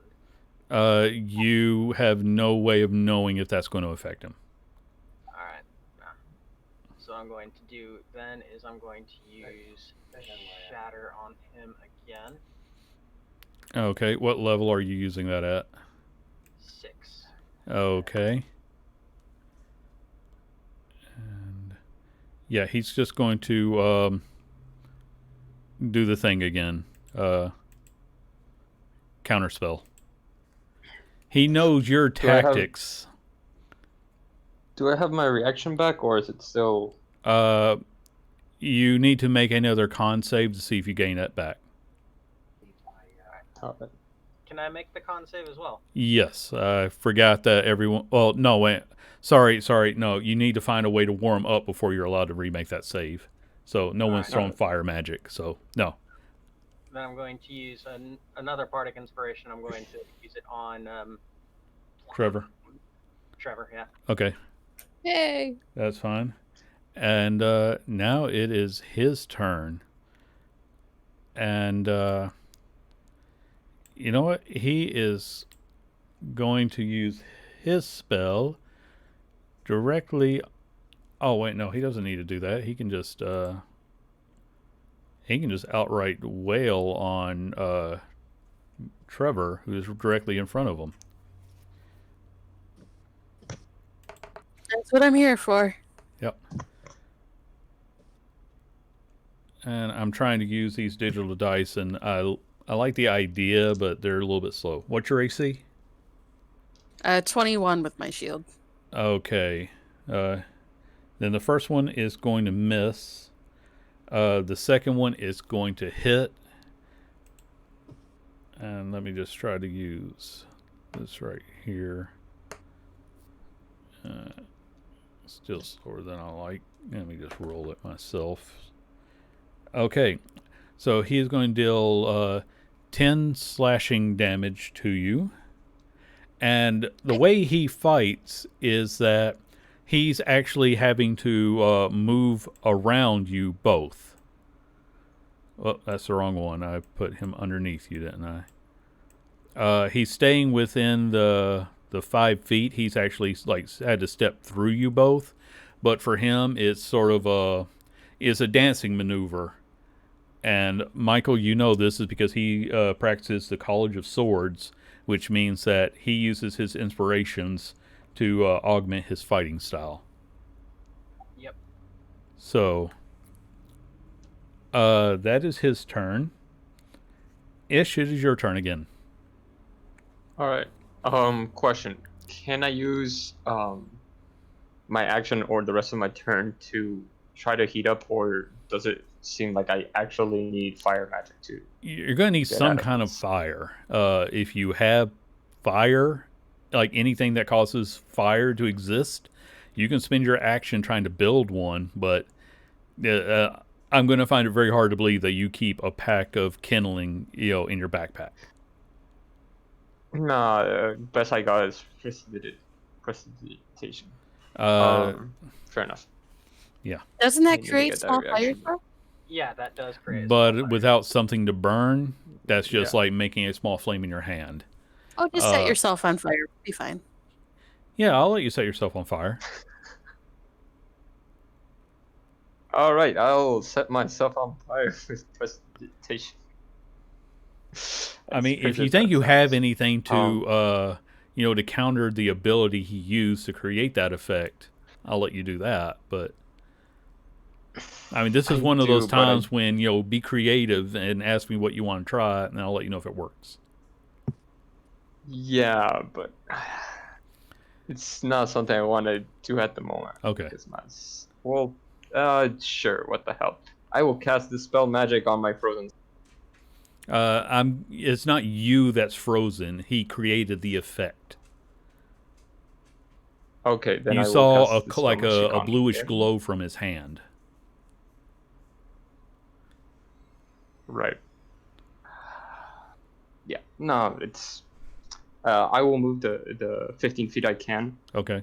and I will use the rest of my turn to spark flames from precipitation to start thawing, essentially. All right. Make the con save at disadvantage then. All right. I do have advantage on saving throws against magical effects. Would that come into play? Yes. Since you forgot that earlier, I'll let you make this one at a normal Constitution save. All right. Either way, the last roll was the same number, so it wouldn't have Yeah. mattered much. Come on, Okay. No, does not work. Lord. No. Prize. It is your Fair enough. turn.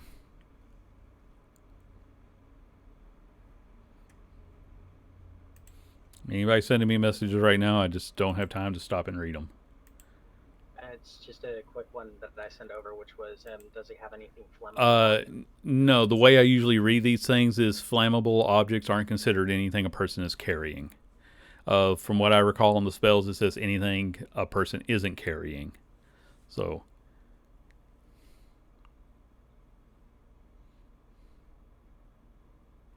I am going to walk up to him, and I'm going to hit him. okay.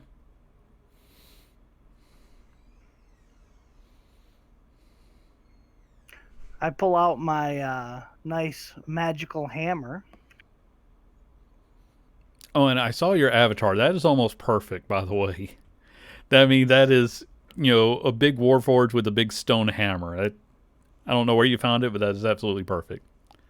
But that hit does not make contact with him. He uses his sword to sort of deflect it as he weaves around. All right. And as my bonus action, I'm going to cast Shield of Faith on Trevor. Okay. And as part of that, I'm going to use my Voice of Authority to grant Trevor an immediate attack. Oh, nice.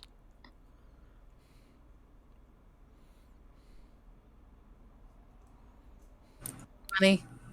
That does not hit. That's fine. But now it is John's turn if you don't have anything else. You can add in the Bardic Inspiration. Oh, yes, that's great. You do have an inspiration on you at the moment. That's a D12. But if you want to use it for damage, you can keep that.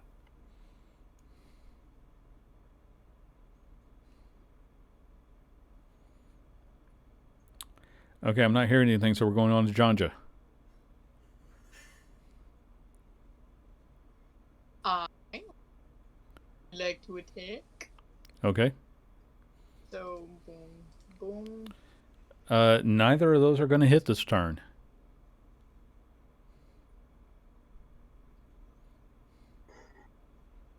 Then he will again use a key point to bonus action with an unarmed strike. Okay, you'll get 2 of those. Okay, the 25 normally would have hit, but he sort of interposed his sword again to block you and dance around your move. You're pretty sure he's using his fighting style to enhance his defenses at the moment. Okay. So, Trevor, it is now your turn. All right, just a quick question. Am I technically flanking him right now? I'm not really using flanking rules unless it's something class specific because I don't fully understand them. And I think they're a little bit overpowered as they are written. Next campaign, I might try to work something else out. All right, well, I'm going to bonus action, light up my sword, and I'm going to take 2 swings. Okay. If they hit, I would like to smite. Okay.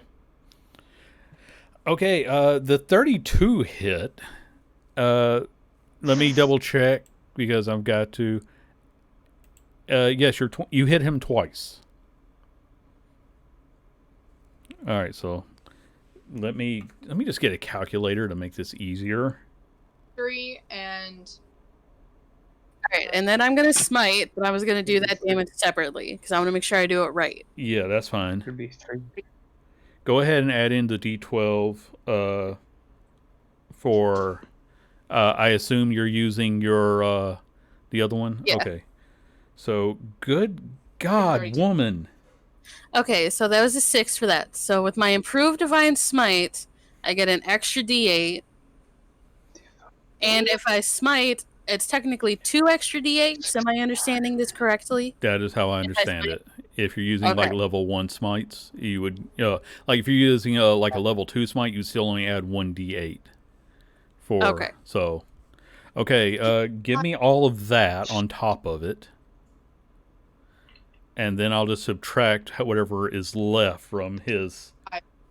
plus 6. Right. So Yes, what she's already rolled is 61. Yes, that I have that. I'm waiting for the smites to come through. Alright, so I'm going to do it as 2 third levels. So that's 4d8 plus an extra 2d8.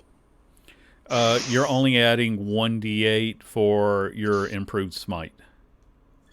So Right, but it's 2d8 for a first level spell slot plus a d8 for each level higher. okay, So if I'm doing it at third, it's 4d8. that sounds right to me. Okay. But I'm doing it twice, so technically it's 8d8. Yeah, that's fine. Okay. This is going to be huge, and this is Yeah. why I started using mythic actions when you guys totally wail on a guy. Good grief. Is it What's- an undead or a fiend? Is he an undead or a fiend? Technically, he is humanoid. Okay, so But, he's not an undead or a fiend. No, but he's obviously using something totally, extra. Good grief. A grand total of 92 damage. Well, hold on, because I'm not done yet. Because the improved And there's more. I made melee weapon, so that's a d8, Okay. and a divine smite.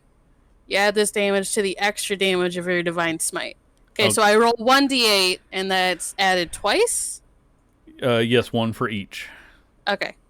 Let her do that. How do you want to do this? Just give it to her. I mean, it's I'm not just quite there. Pathetic. But So is that 3 or 6? I don't fucking know. But whatever. that's only a 3. Okay. But now you get another one for the second smite, because you did 2 smites. This is making me- We're just going to, you know what? If you act right now, we're going to throw in one more smite for free. 103 points of damage. And just think, none of that was a crit.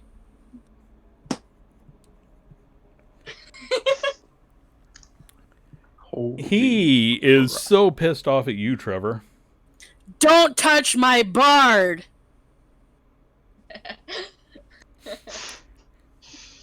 Okay, I just want to say, Trevor, you just slashed him up with holy light. He isn't. Zariel sent her regards, bitch. Okay, that was cool.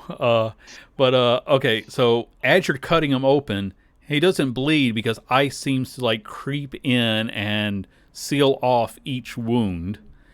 And That's fine. he just turns those cold eyes to you, and he says, "Donafar is going to eat your soul." Bring it, bitch.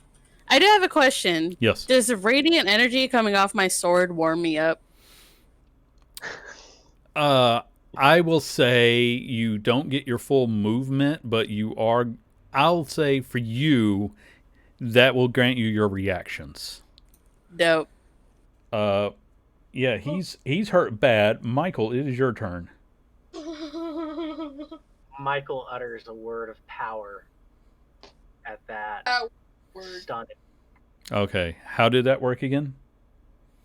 If he's got 150 HP or less, he is instantly stunned. He has to make a Constitution save at DC 18. He's just above that. And I mean just above. So your spell, he's able to just like shake it off as he grins at you and just says, You have no idea the power I've gained, boy. You have no idea how much I've learned since the last time that you and I fought, and I use my bonus action to then ram my rapier right into him. Okay, roll that.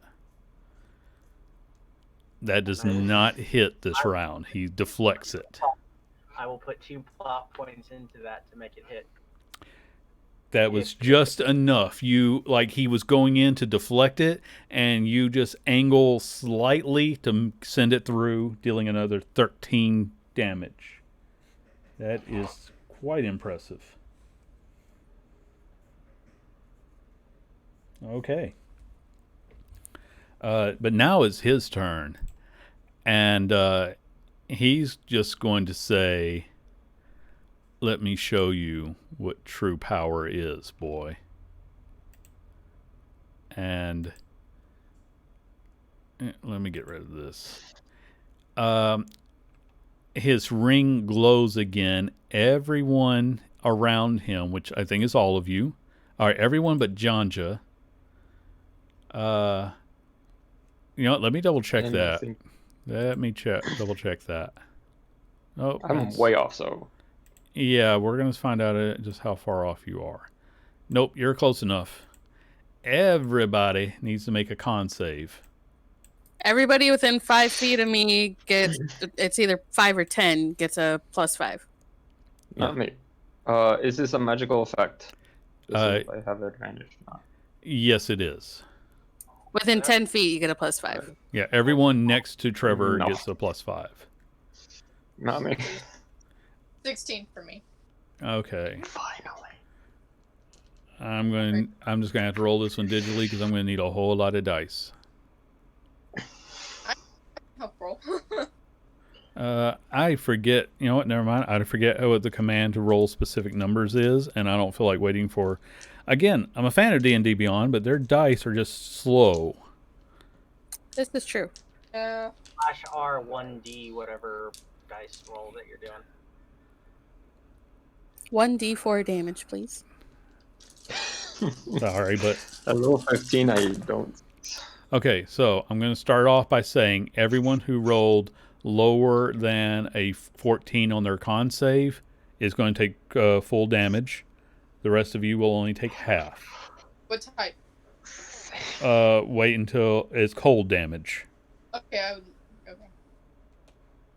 All right, so it's 15, 16, 18,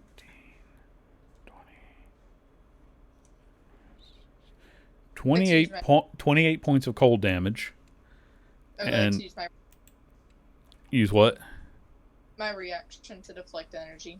Okay, you can do that because you were the one who managed to save your ability earlier. Alright, so 28 to 14 points. There's 1d10, Wizmod, 3, plus monk level, 15, so 25, 28 points. Okay, Janja, the cold energy just rolls off of you. And Yeah. but that was effectively his legendary action as he begins to dance around Michael. And his attacks are... What was your AC, Michael? 21. Okay. 2 of his 3 attacks are going to hit you. So he is going to deal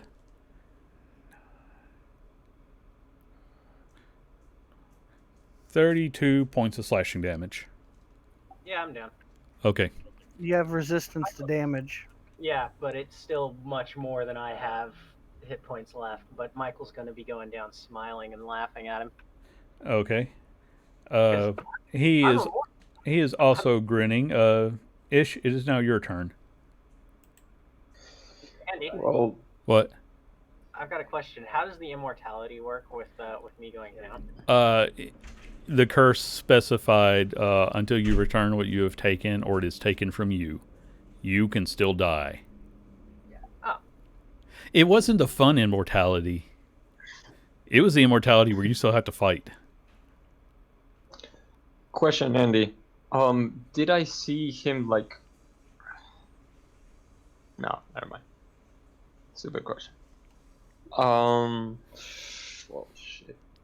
You do need to move, think fast because we're in the middle of a fight. Yeah. I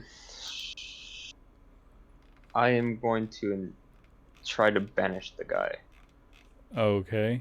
So charisma save 17. All right. What did I do with my D20? Yep, he's going to make that. All right. I'm gonna start an inch closer, Okay. and that's about it. Okay. And Prize, it is your turn. So, the just massive amount of damage you just healed out. Prize is just gonna, his eyes glow blue for a second, and he says, "Oh, I can do that too." And I'm gonna cast Mass Cure Wounds at 7th level. Oh, wow. Dang. Michael just suddenly eyes open up. Tell us how much health that is in total.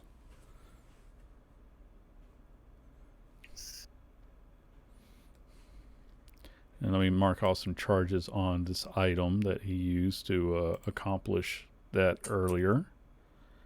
Everyone restores 39 hit points that is within 60 feet of me. Okay. Didn't take any damage. I don't think. Yeah, I'm back. I'll at fix that in a max. minute, Jonja. Oh. I mean, if you're going to go and brag about it, I'll fix it. No, I just was. Huh. Unfortunately, that was. Okay, Prize, do you have anything else to do this round? Unfortunate. 1 second. Okay. Does he say anything? Wait, what language is he speaking? Is he just speaking common? Yeah, he's speaking common. Okay. I just forgot. Yeah, I mean, unless I just specify they're speaking another language, because common is common for a reason. Yeah, you can't trade in civilized society. You can't trade with the majority of a group of races if you don't speak common. Right. Even the monsters learn it just so they can ransom people back. Yeah, I was just making sure, so. Okay. Prize, if you don't have anything, I'm moving on. I will also be using Mind Spike with my my ability to turn any enchantment spell into a bonus action. Oh, nice. Okay. Is that a save or an attack? Intelligence save 18. Okay, that's an impressive save. Let's see what his save is on intelligence. He does not have a bonus. He takes that damage. So, how much is that?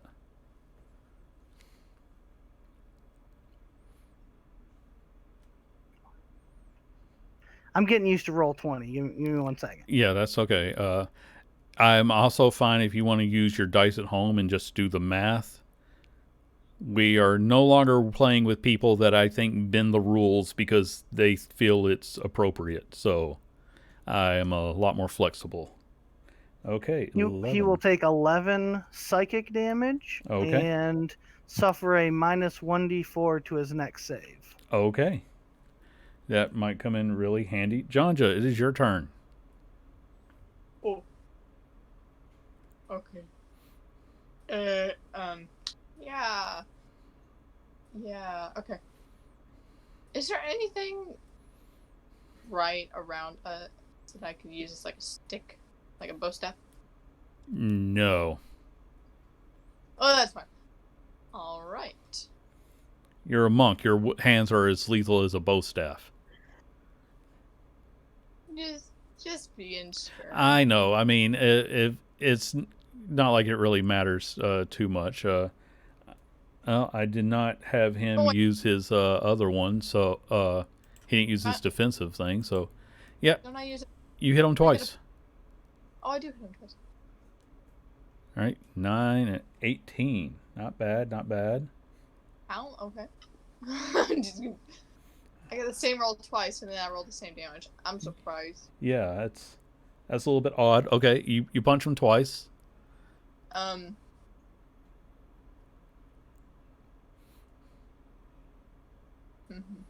Do you want to do anything else, or Patient okay, as a bonus. okay. So I back and I hold my hands up. Yep, you burn a key to go into a defensive stance, and then it is Trevor's turn.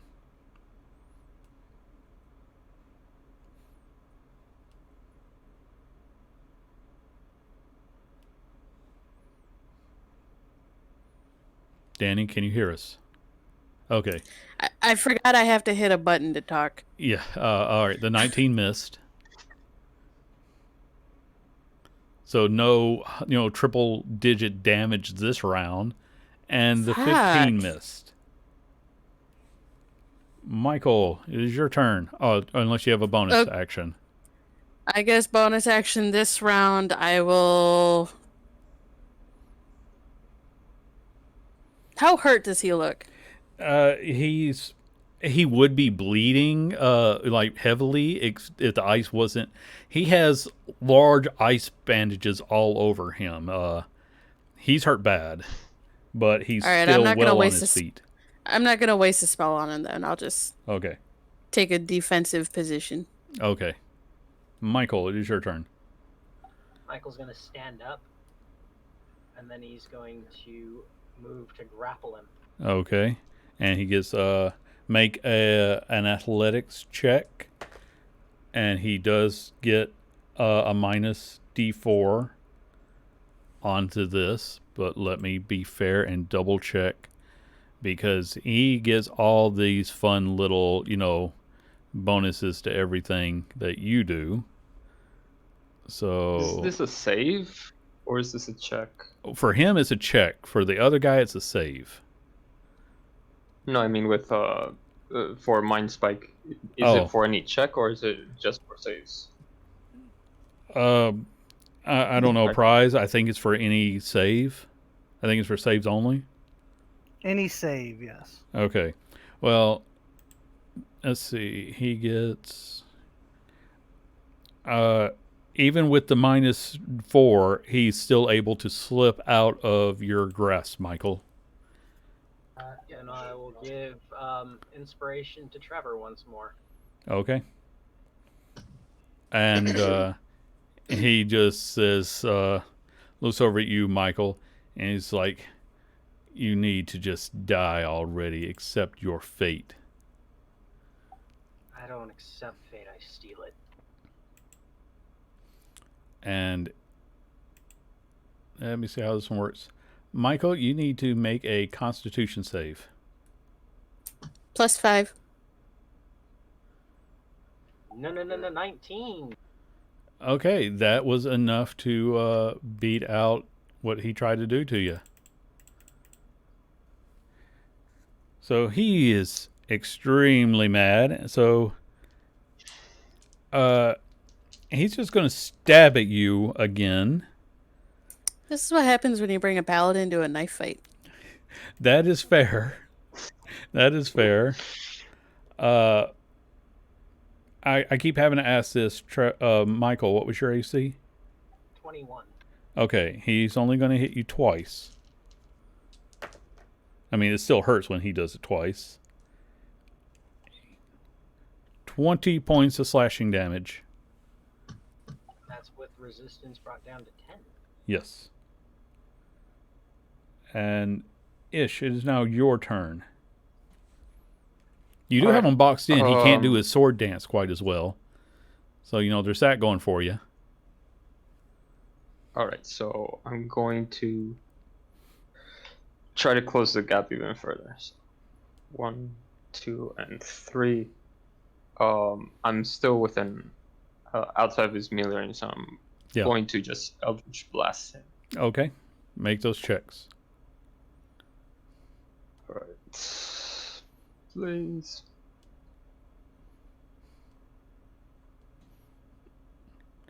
Okay, those last two hit. All right.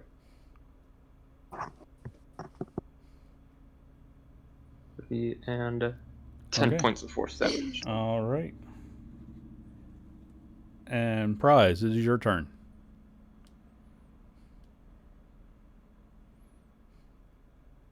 All right, I'm gonna go for the 1-2 punch here. I'm gonna use Mind Sliver on him again. Okay.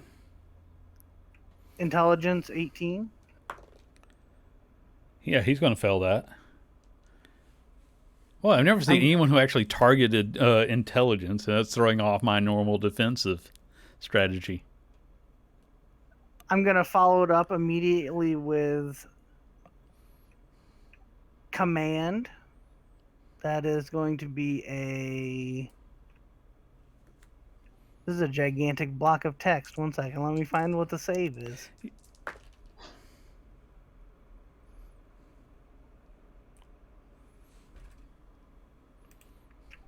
Wisdom save, but with the minus 1d4 for. Yes, I've the factored that Mind in. Sliver.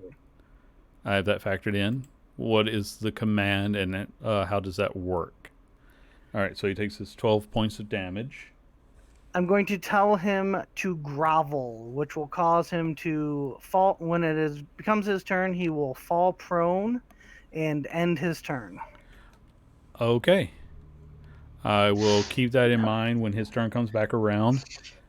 Jonja, it is your turn.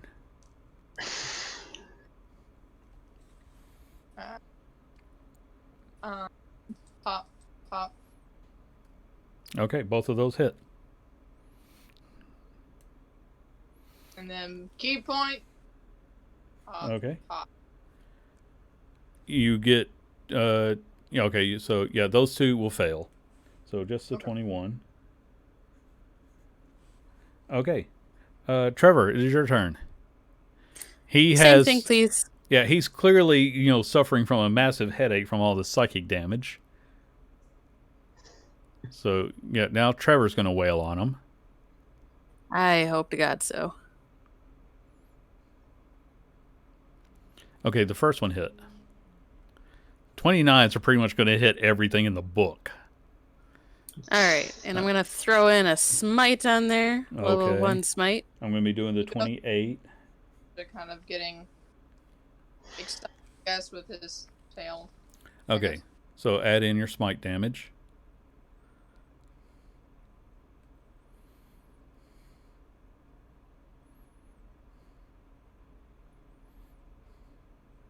That was kind of shitty. 11.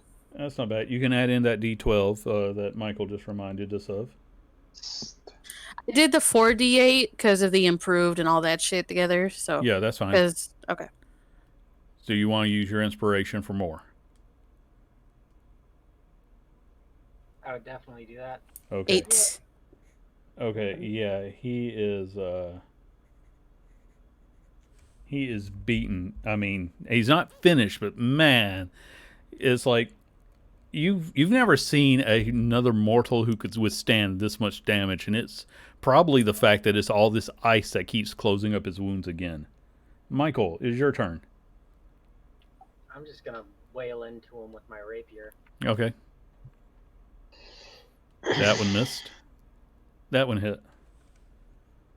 And I'm going to give more inspiration to Trevor once again. Okay. He still isn't beaten, but he seems to drop down on his knees, losing his turn as he says, I must not fail. Ish, it is your turn. He is prone. All right. Oh, that's... Well, no matter what I do, I'm going to have disadvantage on the attacks because... Yeah, if you do anything long range, it's going to be disadvantage. Let's go kick him in the nuts. I have no melee attacks. You have So it's unarmed gonna- attack. It's just not great. I have a -1 to strength, so that's like... Well, then use One point a of damage. light weapon. Use a finesse weapon in the future. Yeah. Anyway, but make your move. No problem. I am going to try with disadvantage and everything. Chill touch on him. Okay. Isn't chill touch like a 5-foot attack? Oh, it's not so. Okay, No, that it's won't. That range, but fails. still, Yeah, that fails. as I thought. I will maintain my distance. Okay, Jonja, it is your turn. You have advantage on your attacks because he's just lying there.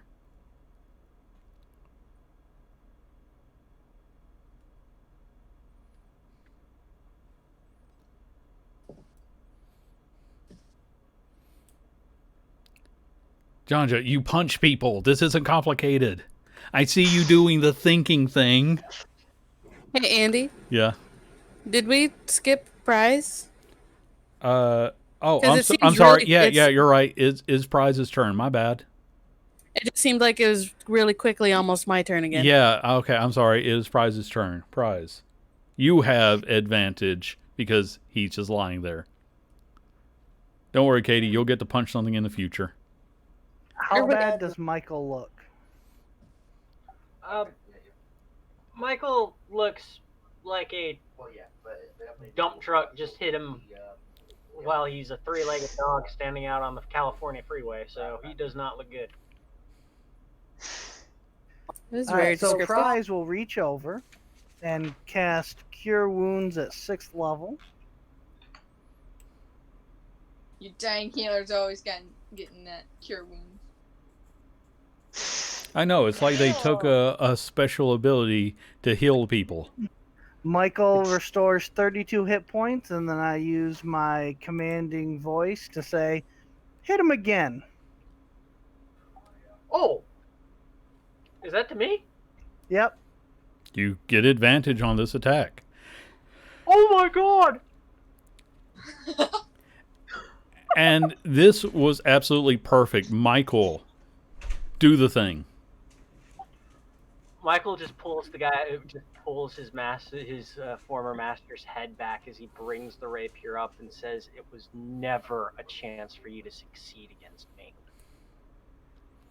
And with and that, stabs him you plunge. right from the bottom of the jaw, Yeah. from the bottom of the jaw up through the back of his head. That's exactly how I was picturing it. You say it, and you see that cold light in his eyes start to fade. And as you feel it as he gives his final death shudder, he is dead.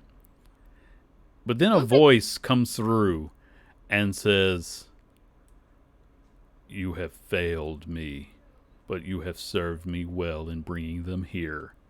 The entire space around you guys becomes dark. And I mean magically dark.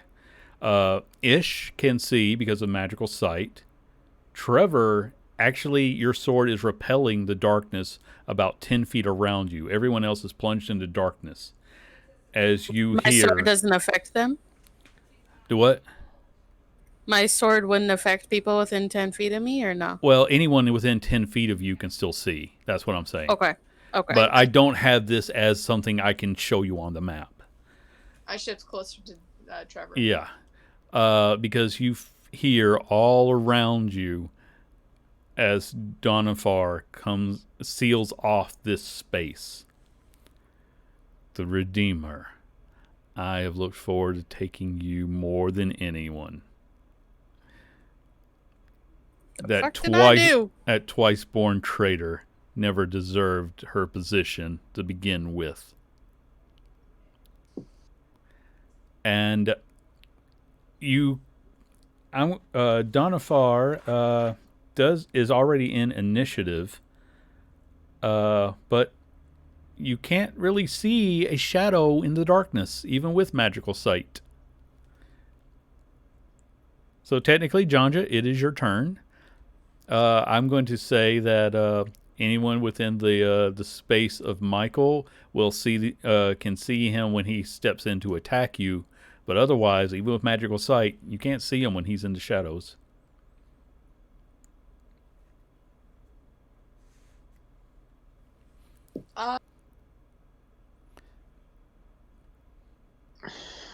Thing I want to do, I guess. Well, I mean, you have all these extra, like, astral self abilities. Do any of them give you sight or anything? I don't think I do. I don't want to provoke him to say anything. Oh, what? Janja doesn't want to provoke the eternal evil that could destroy him? What a shock! You can use your action to go into a defensive stance. That doesn't cost key. Or you can ready an attack as soon as you see him. I think I would like to use Word of the Spirit, which allows me to either whisper to somebody 30 feet within me or amplify my voice so that people within 600 feet can hear me. Okay. How does that aid you? I don't know. I just was thinking I could use that, but I don't know now. I think, yeah, I'm just gonna be in defensive state. I'm just gonna. Okay. Trevor, what do you want to do? Okay. So remind the player exactly what the Feather of Zariel does. It allows you to summon Zariel to the mortal plane once. Okay. Oh, and to answer your question, Nick, yes, that cold has faded. You now have full movement and reactions again. It left with I never learned to pronounce his name, but it left with the man who was using that magic. It would be awesome as whenever he shoved the sword or the rapier up into his head, that whenever it bursts out, it freezes and crackles over. And oh yeah, it definitely has a coating of ice on it, but that ice, well, no, it doesn't actually melt because it's still cold, but it's not supernaturally cold anymore. It's normal ice now. The feather allows you to summon Zariel to this plane for a battle. All right. With that in mind, for this turn, I'm going to hold my attacks until I can see whoever. Okay, so you're going to see something that's coming at us. You're going to ready an attack in case you see them. Yeah. Okay, that's fair. Yes. Okay.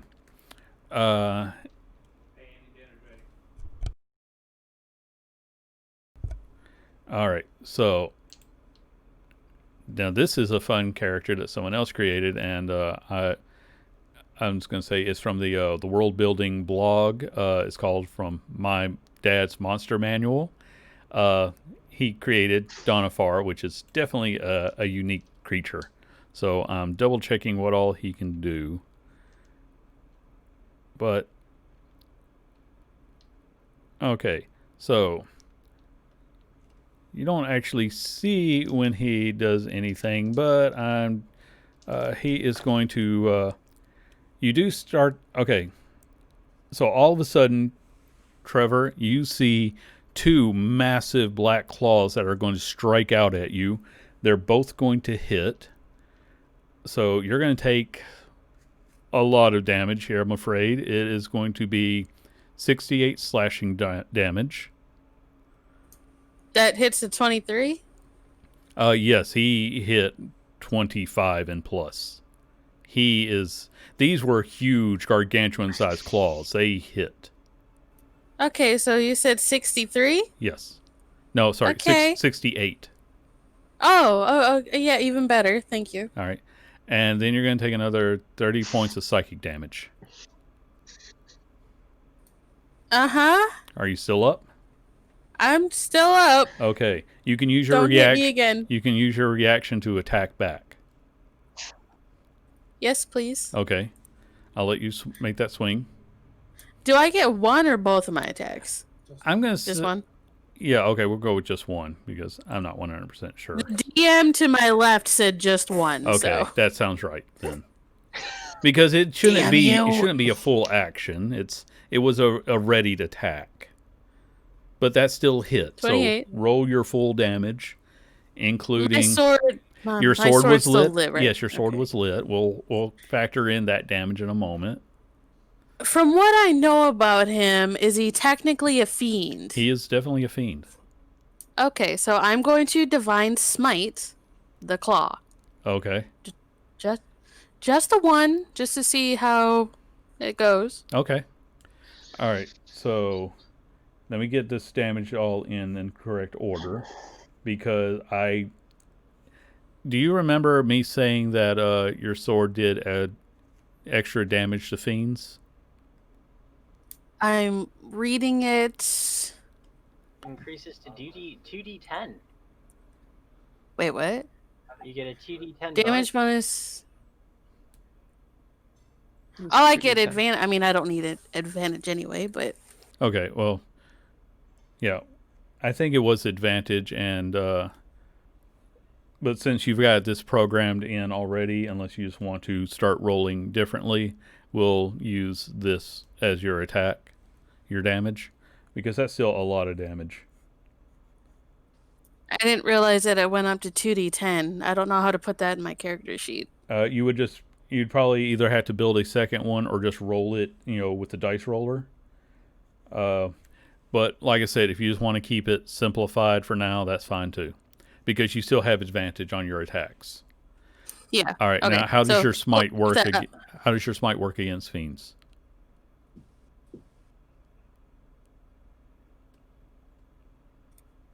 It's another d8, so let me roll one more. Okay. Plus 7. Okay. bad. Yeah, that adds up quite a bit. I mean, he still hurt you for a lot more proportionally, but man, Yeah. you dealt a massive amount of damage. Okay. All right. Well, you're moving on. I'm gonna go make another sword for the fiend sword. Yeah, go ahead and do that because you might need it in the future. Michael, it is your turn. I'm just reminding that you also have the bardic inspiration damage as well. I'm saving it for later. I did rolled enough dice. Yeah, I forget. Does vicious mockery actually need me to see the person? I'm going to say in this case, I'll allow it this time because he is in a confined space. I won't allow it in the future, but in this case, he sort of is the darkness. So I'm gonna stretch its ability just a little bit. You guys are sort of massively outnumbered, against this. 2 big fights in a row. I'll be a little bit sympathetic. Yeah. Michael just focuses on the darkness and goes, "How can such a failure surround himself with so much failure without learning from failure itself?" That's a lot of failure. Yeah. Okay, what does he need to make? DC 18 Wisdom save. Okay, yeah, he's going to do that automatically. He's got the bonus just to pass that off. Mortal words won't affect him, apparently. And then as my bonus action, I'm going to give... no, I'm going to just... bonus action, if I can, I'm going to use a healing potion. Okay, you can do that. Ish, it is now your turn. I'll say if you want to make the attack at disadvantage because you know where Donafar was just a moment ago, you could see the claws as they came into the light to hit. That gives you an idea of where to swing. All right. I will do that. Okay. 3 Eldritch Blast. All at disadvantage. Miss. Miss. Miss. Oh, that crit hurt so much. It would have. Yeah. Do you have any bonus actions? I'm going to step beside Prize. Okay. Since he seems to be healing people. Yeah, that's it. Okay. Can't Prize, do it is your much. turn. Prize will hold his gavel above his head, Mm-hmm. and he will cast daylight on it.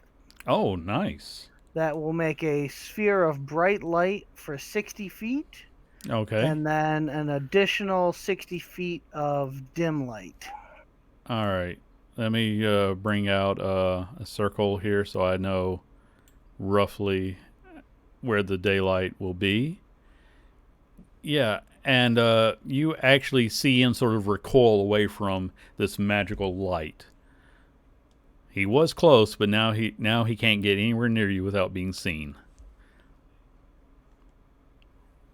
So, nice move. Do you have anything else? So I saw him Yeah, flee from the light. yeah. I don't have an icon for him just yet. Let me dig one up, and I will show you where he is, because as long as he is here, he should count off. But just for the sake of this, was not within your attack range, because he is gigantic right now. But he is moving, like, basically as soon as the light kicks in, he kind of steps back out of the bright light. So if he's in the bright light, you can see him. But when he steps back into the dim, you have trouble seeing him. That'll be disadvantage, but you know roughly where he is. Do I have time to use Mind Sliver before he is out of where I can target? I'll allow it. Intelligence, 18. Okay. Yeah, he beat it. There is a chance for failure, but he beat it. He's a big boss. He was originally meant to be something you would take on later, but there's a way for you to win. It's just going to be a tough fight. All right, Jonja, it is your turn. You can see the dark outline in the shadows. Run in, jump down his throat, and try to tear something along the way. It would be the way to go, but I don't have any of You have radiant attacks if you're using your key. That is true.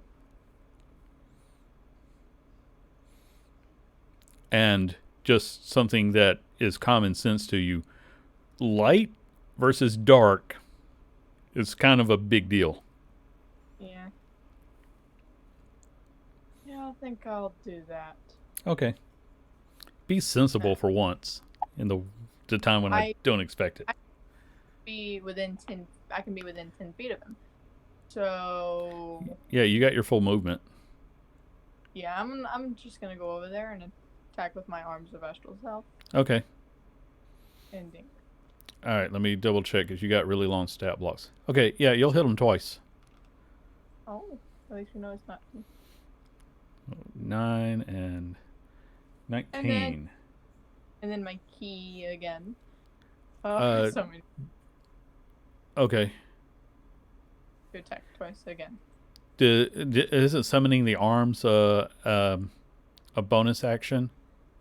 Yeah, it is. It's Okay, two. then sorry, you've only got the 2 attacks for summoning your arms then.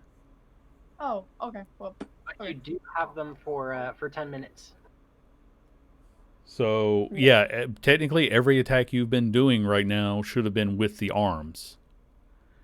All right, so I'll tell you what. Because of this, and thank Kyle for this in a moment, I'm going to say you can use your key point to do flurry of blows, and then I will let you have that particular I'll let you do one more attack, and you get that critical hit. So roll damage. Okay, roll damage for the crit, and we'll skip the failure. Okay. Another 15. That's still not bad. And I'm gonna be a jerk about it. I want to hear you say thank you, Kyle.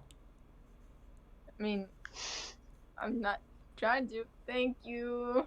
Okay. Well, unless you want specifically, thank you, Kyle. Okay. No, I just wanted to be a jerk because he was doing something that I wasn't able to do, and he deserves praise for it. Okay. Now that Andy has been an absolute jerk to his little cousin, Trevor, it is your turn. Somebody sit down. Okay, so I'm hurting. Yes, you are. Yeah. So Sure. I think it's feather time. Okay. Describe how you do this. Oh, feather. Feather. One thing, the daylight spell has a 60-foot radius, not a 60-foot diameter. I don't know the difference. This was the Right. thing that came out. 60 is halfway, so 120 diameter. Yeah, so From- it pretty much fills up this entire From map. prize to the edge of the circle, it would be 60 feet. Okay, Yeah, so it's basically 60 feet you've from the lit center. up the whole room, basically. Yeah. Okay. Exactly. All right. So the way I'm going to describe so- this is he still has you can still see the dark outline around you, but I'm going to say that and he still can move within certain amounts of darkness, but I'm going to say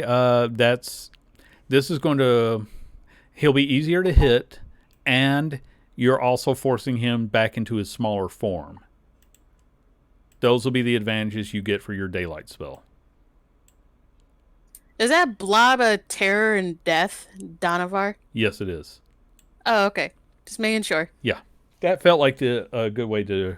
And like I said, the daylight spell is definitely making him a medium creature instead of a gigantic creature. That's going to be that's really going to take away from his offense. Yay. Okay, feather time. Feather time. Tell us how you do that. I just pull it out from where I've been keeping it safe, and I just be like, all right, I'm kind of fucked up. This dude's talking shit. Show him what you can do. And for a moment, the feather glows briefly, and then it dims back down as Donafar just starts laughing and says, "You really think that weakling can penetrate my barrier? I have you all trapped here." You're wrong. It's not Etsy's trapped, it's you. Well, considering Zariel doesn't appear among you, but you do start to see. Okay, it's like there's a woven net of darkness around you. Light starts to fill in those those spaces around it. So it's like a net of light is cast over the darkness, and you hear Zariel's voice coming from just beyond it, and says, "I may not be able to lay judgment upon you this day, but those who have been touched by my power can." Light starts to stream out of Trevor. Everyone gets the benefits of a long rest Oh, instantly. I imagine just Doctor Who regeneration style just bursts out. Very, very close. Trevor, you will gain advantage. You already had advantage on all your attacks against him. You will also be dealing an extra 2d10 as that radiant power stays around you. Okay, so I'm just gonna point out now that I have my sword figured out, I'm doing 60-10 a hit. Just throwing that out there. This battle, yes, you are. Because Zariel can't come in to aid you directly, so she's channeling her power through you right now. We're gonna fuck some shit up. Right, Lily? That was absolutely the plan. You said it was the benefits of a long rest. Yes. Does that include the ability to change spells? If you can do it before your turn. Because this was more about just refreshing your health and everything. If you have a spell that you can get to before your turn. Oh, thank God I get my health back. I was at 56 out of 195. I know. This is why I said you had a way to beat him. Trevor, it's still your turn. I can attack? Yeah. It's like using the feather was a special moment, and I'm going to break rules for it. Oh, and he's within my range. I don't get a charge. Oh, I'm gonna fuck him up. I hope. Ideally, yeah. You're literally channeling an angel's power right now. Yep. Okay, that was a crit. Oh, that's right. I get advantage. Uh-huh. Oh, Okay, so we'll do. I just want So to. I'm just going to throw this out there. If Michael had the divine shard, he would have had some of these same abilities on his melee attacks, but he got rid of it. Andy, Yes. I'm gonna do a thing I haven't been able to do before. Okay. I'm going to use my channel divinity, the only one I have, because it's obnoxious. Okay.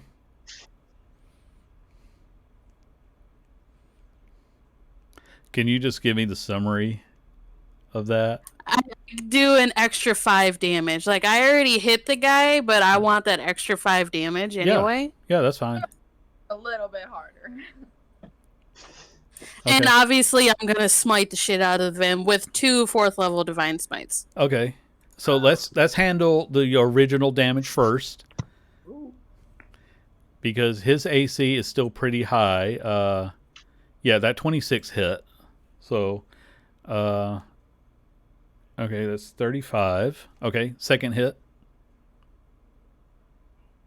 Okay, This want to was the- wait and do the smites later? Yeah, because Okay. there's just so much math here. Let's make it simple. This was the Okay. crit. Because I'm going to have to...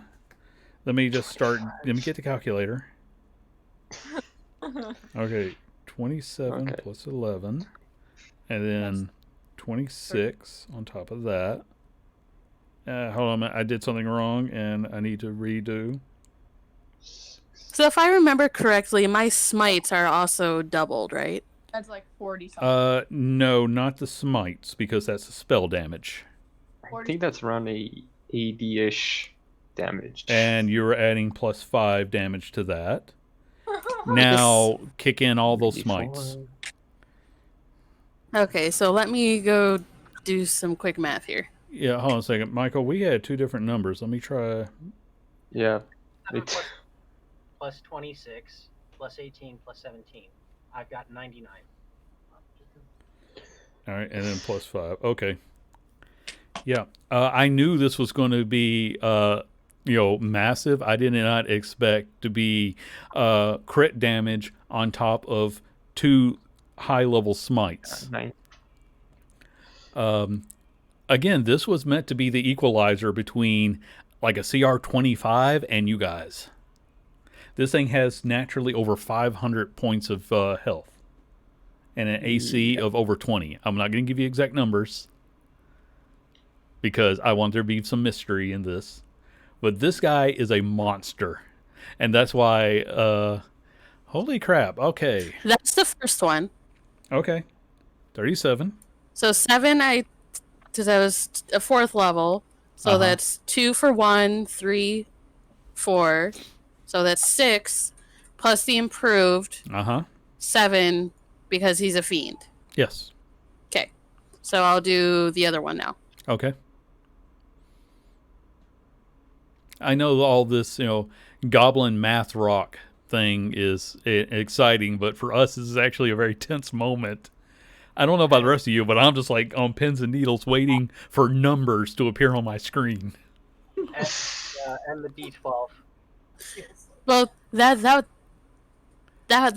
12 is because I'm adding the divine smite D8, not the actual melee attack D8 that I get for just hitting him with improved divine smite. Yeah, So I understand that.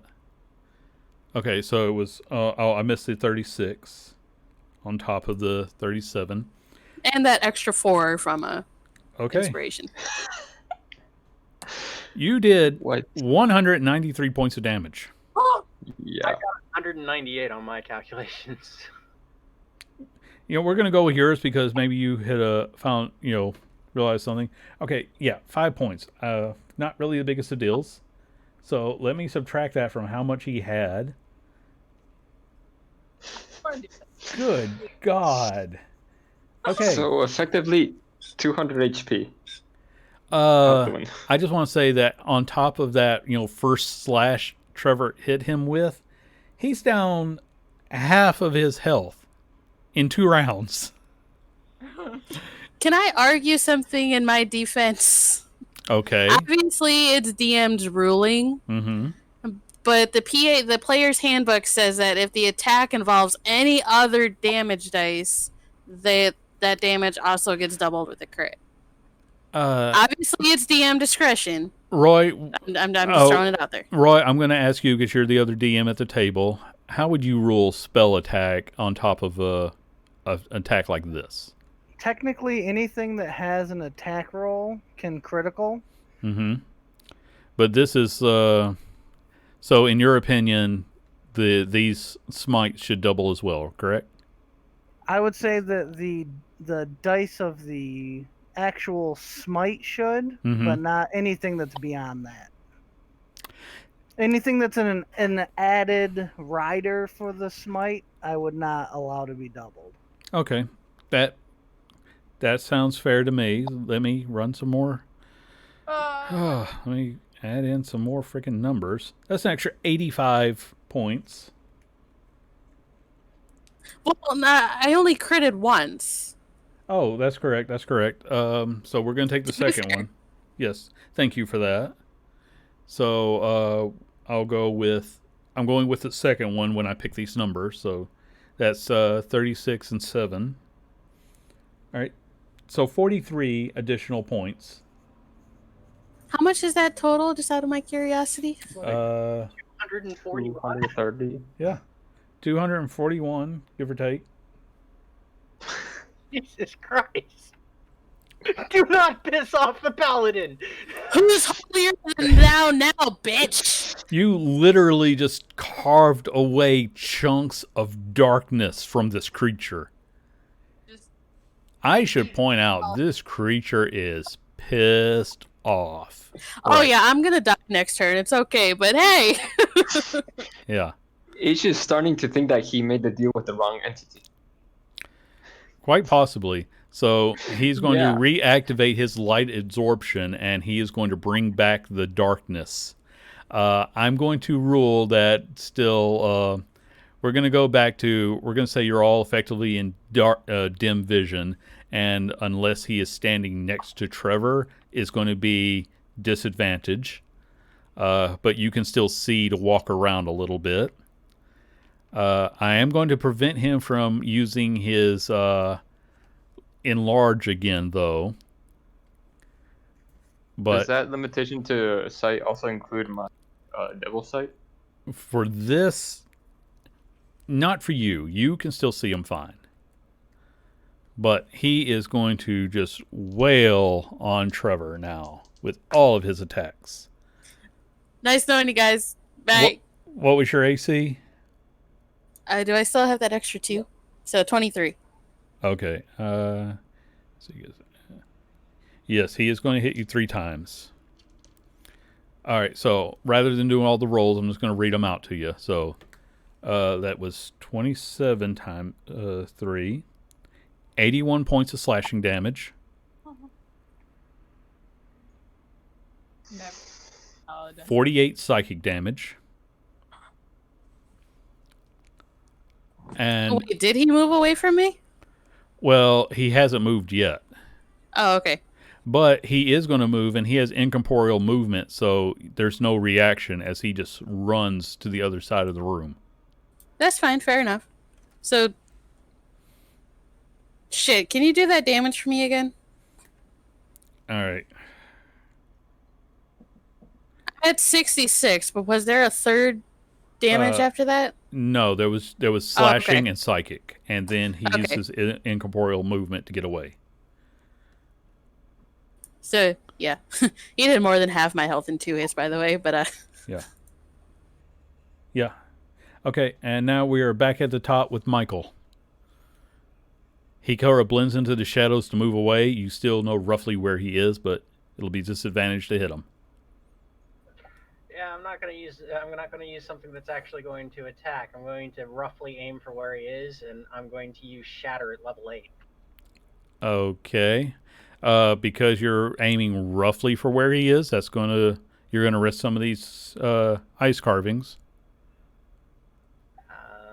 Yeah, that kind of is something that unfortunately has to happen. Okay. Then go ahead and roll it while I roll his defense. He has to get higher than an 18 DC 18. Otherwise, if he does get higher than 18, he only takes half. Yeah, I'm double checking his abilities. Okay, yeah, his dexterity is more than enough for that, so he'll only take half. So half of 37. Okay, well, I got the calculator handy. Let's just do this right. Okay. And, yeah, we're going to say you shatter this statue right here. And so, one sec. Let me just... Okay. So, he got a little bit smaller for a second. But, let me do that again because I think I missed something.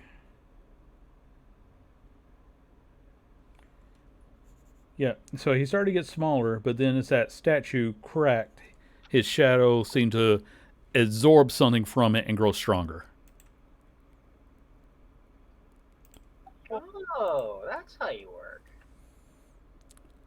And he just smiles and says, "Feed me more, Fate Stealer.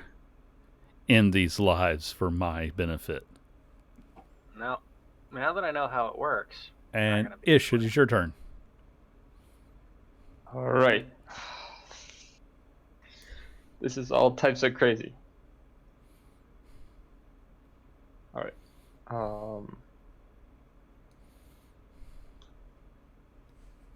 I'm gonna. Yeah, sure. Why not? Let's do something stupid. Yeah, be I'm gonna go stupid. 1, 2, and 3. I can still see him. Yeah. Right? Yes, you can. Okay. This is when I wish I didn't get captured so I could do cage on. Yeah, but you But were regardless. stupid. So, Yeah. do the thing. I was young. Good thing. It was a week ago in your time. I was young and stupid. It was last Still week. younger than what I am now. Okay, go for it. All right. Eldritch Blast 3 times. Okay. Because I get a higher chance of success. Okay. Yep, you hit them 3 times, and one of those is a critical. All right. So, critical first. Okay, 16. 3. 19 and 23 force damage in total. 23. Not bad at all. And I'm gonna try to get closer. Okay. Oops. So. You can do that. 1, 2, and 3. And I'm just gonna shout, "Ha! Your mind tricks don't work on me, you." Oh, hey, That's he's about had it. magical resistance this whole time. He hasn't really needed it Yeah. anyway. So, that's fine. But I'm Yeah, just double figured. checking something. Okay, oh, I need to look this one up.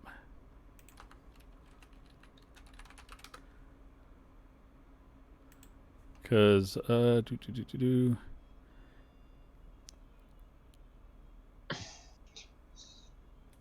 Okay, so, Chill Touch is an attack, right? Yes. Yes, it's a ranged Okay. attack. Because he has that as a legendary action. What's his spell? What's your AC? Mine? Yeah. 17. Okay. Yeah, his bonus alone was enough to hit you. So, Okay. yeah, you are going to take... he gets it at really high levels.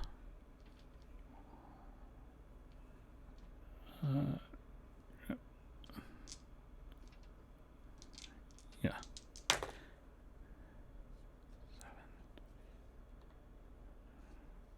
You're going to take 23 points of necrotic damage.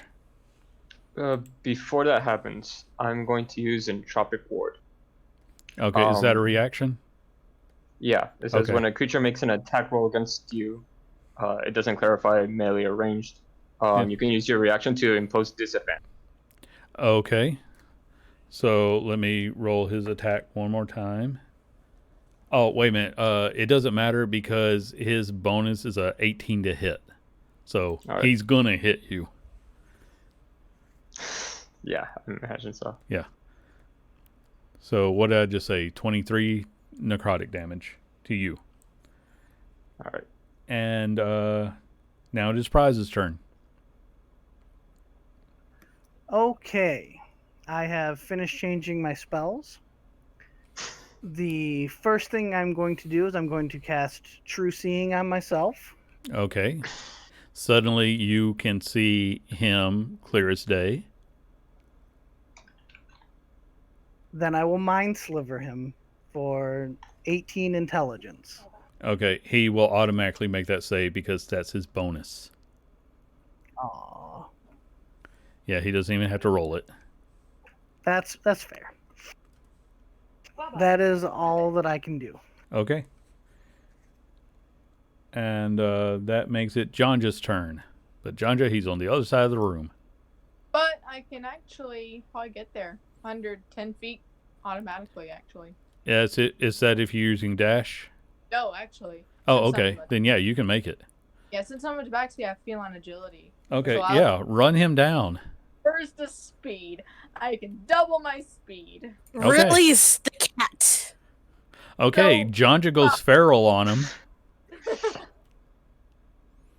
He just Over. begins quadrupedal, all the way over.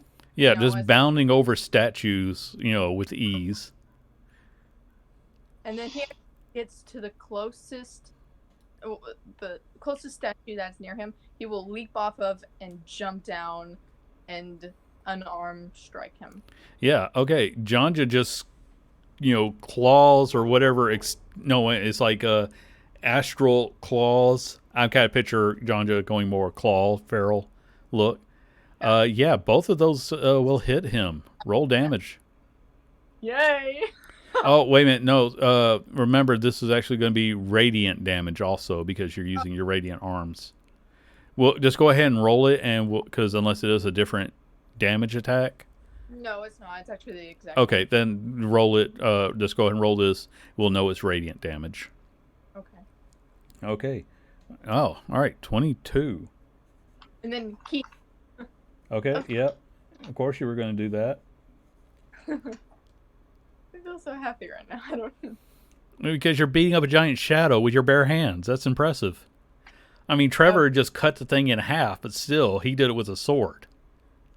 Okay, that one missed. That one hit. The second one hits. Yeah, there's the radiant damage. Okay, yeah. So, yeah, that's still extremely impressive.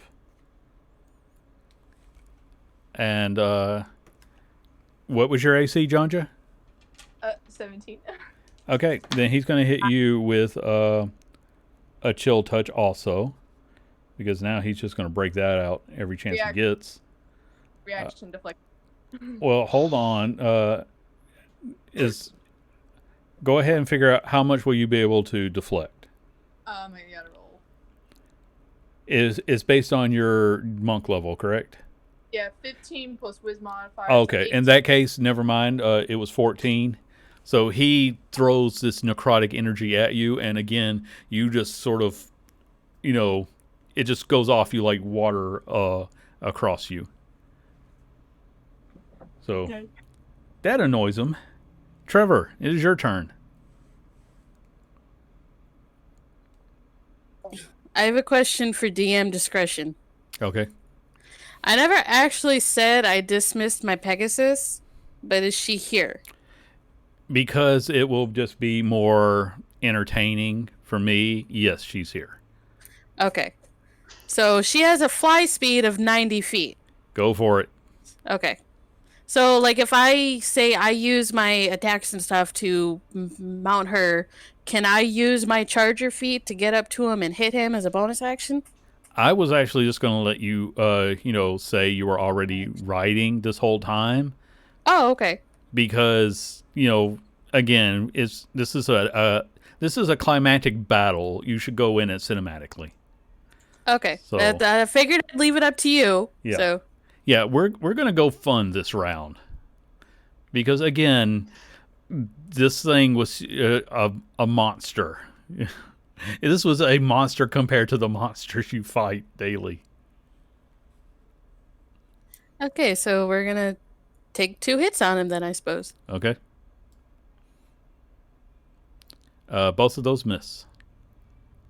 Yeah, I don't have advantage anymore, do I? Oh, wait a minute. Sorry. Yeah. No, you always have advantage during this fight because I forgot you were blessed. Oh, it literally says it gains advantage with my fucking sword. Yeah. So, okay, one of those hit. The second one hit.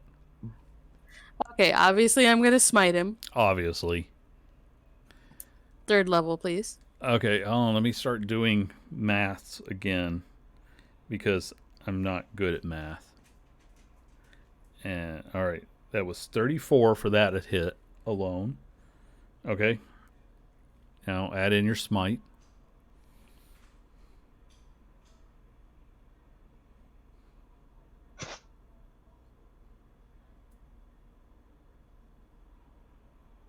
Okay, so plus 13. All right. Hold on, I still got more. That was the base divine smite. I'm doing the improved divine smite. Okay. I keep forgetting. You're the ShamWow guy. Plus 9. Okay. I'm pretty sure that's it because I only did 1 smite, 4 for the base. Shouldn't those all be 10s? Okay. No, divine smite does a D8, not 10. All right. Well, it is his turn now. So, the first thing he's going to do is he's going to launch 2 attacks against this annoying. Oh, and one of those is a crit.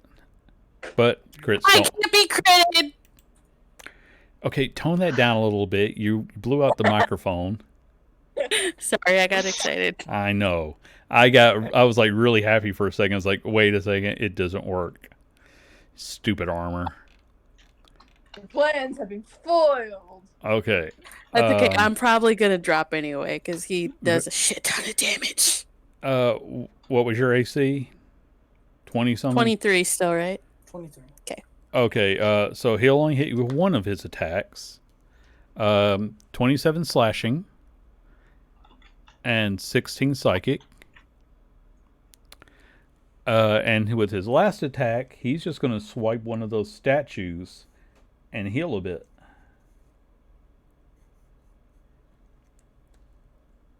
So let me, and Michael, it is your turn again. I'm going to make another statue dead.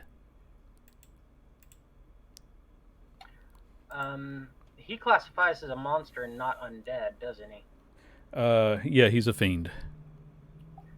Old monster. Wisdom save. DC 18. Okay, let me just double check.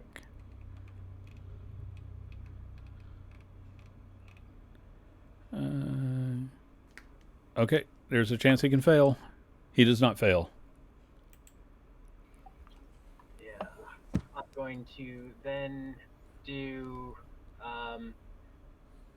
Bardic Inspiration on the dude who's been pretty much doing the most rocking support ever, and that is the Warforged right next to me. Okay. Thank you. And that means it is Ish's turn. Oh Lord. All right then. I hate to be like a broken record on this. But you But yeah, are. I mean, look, saying that you casting Eldritch Smite is like telling Trevor to quit using his sword. It is your primary and most powerful attack. Yeah. So I never want to hear be honest, anybody and my give a DC warlock isn't- a hard time. This is my DC isn't high enough yeah, to make him do saves. exactly. So So use your raw force damage, because force damage is actually Alright. something that very few have any defense against. yeah, that's That's the thing people forget. Almost no one, actually, I think unless you use a special ability, no one has resistance to force damage. Okay. Yeah. 2 of those are going to hit. One of them's a crit. All right. So the crit, and then Alright. the normal. 15. And I'm just gonna say like, what was that? What was that attack you did last time? It was more like a tickle. Then let me remind you. It's him. He's gonna kill me. Actually, he's just going straight after Ish again with Okay. another legendary reaction. So you take 8 necrotic damage.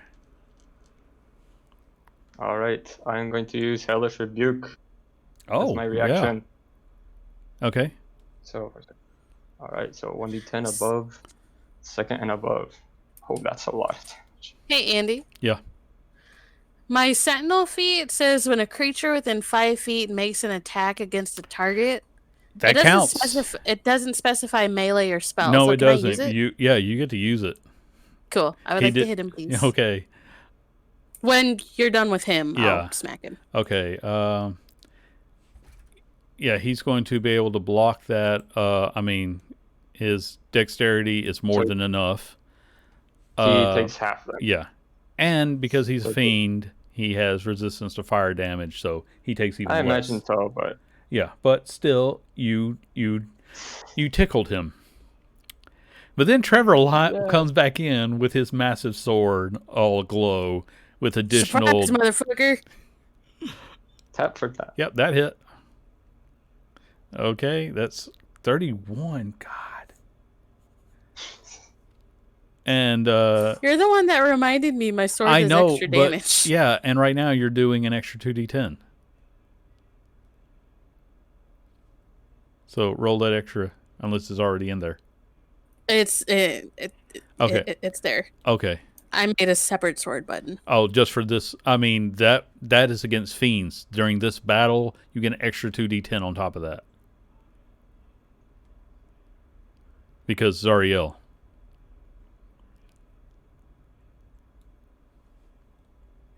Oh my god. Should I have been doing more damage? Yes. No, fuck it. Yeah.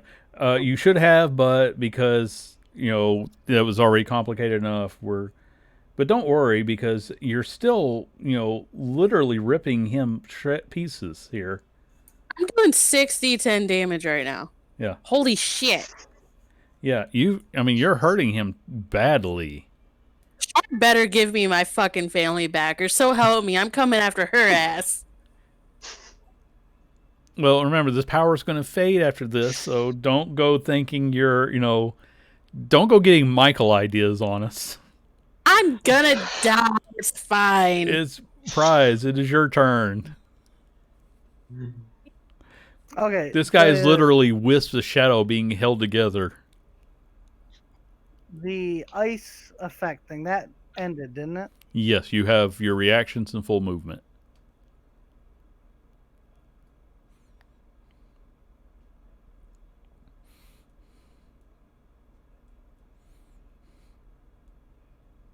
I'm going to cast Dawn, which causes a 30-foot or a 60-foot wide cylinder of daylight to appear.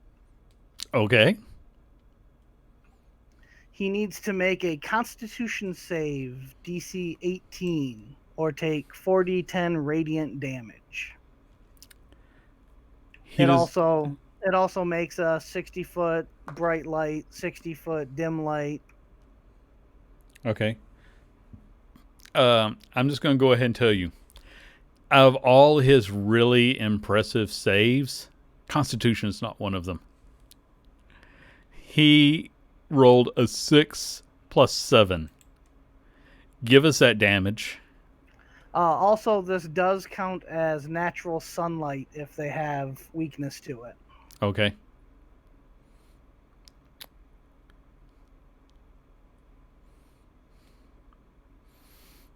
$26 radiant. Okay, let me just double check, because again, this guy is a little bit different.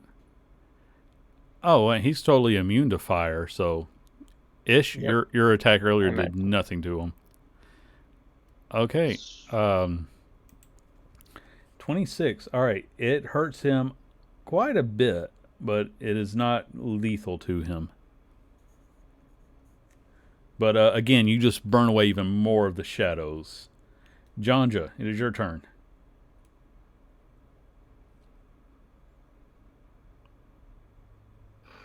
Punch him with the soul arms. Yeah, you were already next to him, Jonja, so you don't have, unless you just want to back up into a running start for the fun of it. You were already there.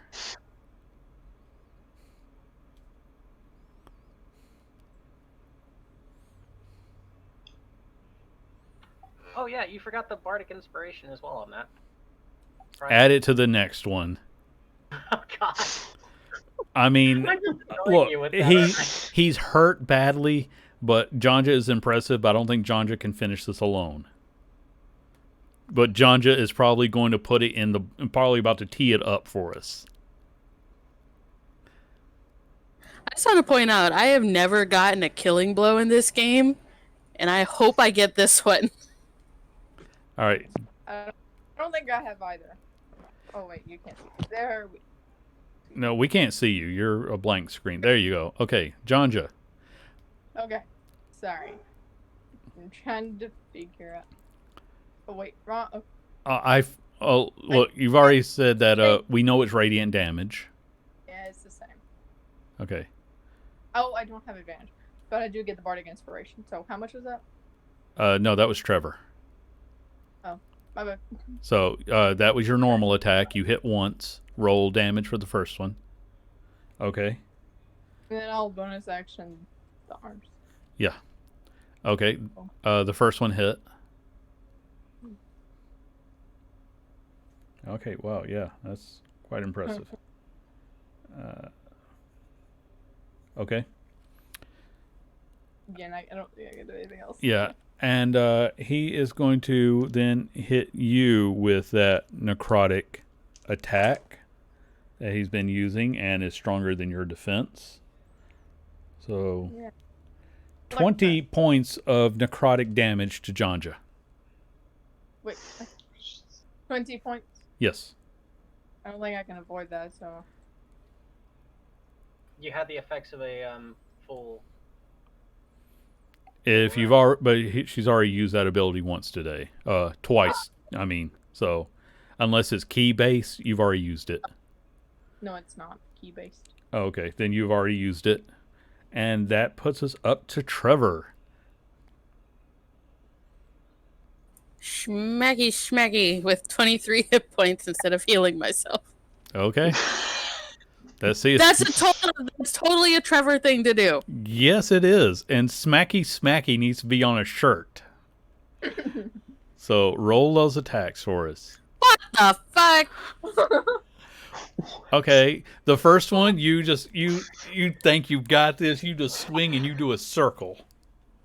2 natural ones. You know what? Wow. You know what? 27. Okay, but hold on a sec. You hit Jonja with your sword for 8 points of slashing damage.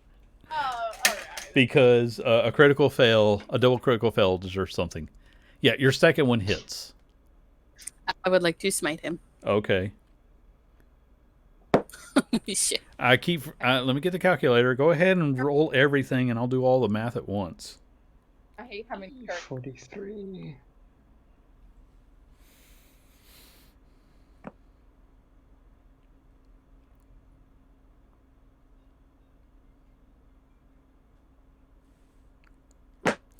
I just want to say 43 is a hell of a start. Okay, so it's 29 for my smite, and then the extra 2d10 also is an extra 8. Okay. That's And then- even 80.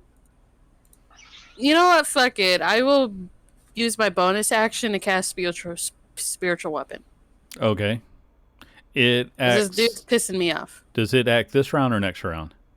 this round. Okay, roll that too then. Okay, that hit. Hold on, let me check something.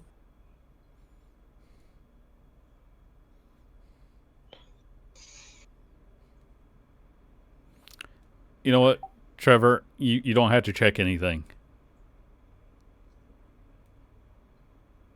Oh shit! Hold on, ignore that. Yeah, Danny, you don't have to check. No, I was making sure that it attacks on its turn. Danny, and tell us how you do this. Yay. Oh,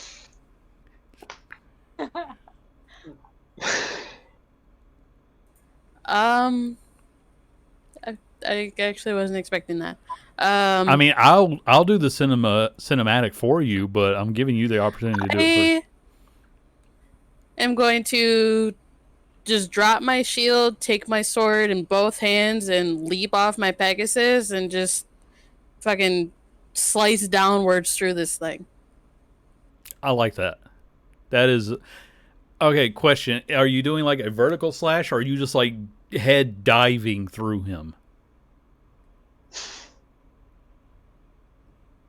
The first one. Okay. Just like taking it and just swinging down and using my momentum to hit as hard as I can. Okay. That makes it Guardians of the Galaxy style Gamora slicing down that weird alien creature. Look it up. So, Trevor, as you do that and you bring your blade down, the light around you begins to glow, and the spectral form of angelic armor and wings forms around you. As you cut down him, and he screams in primal agony and burns away.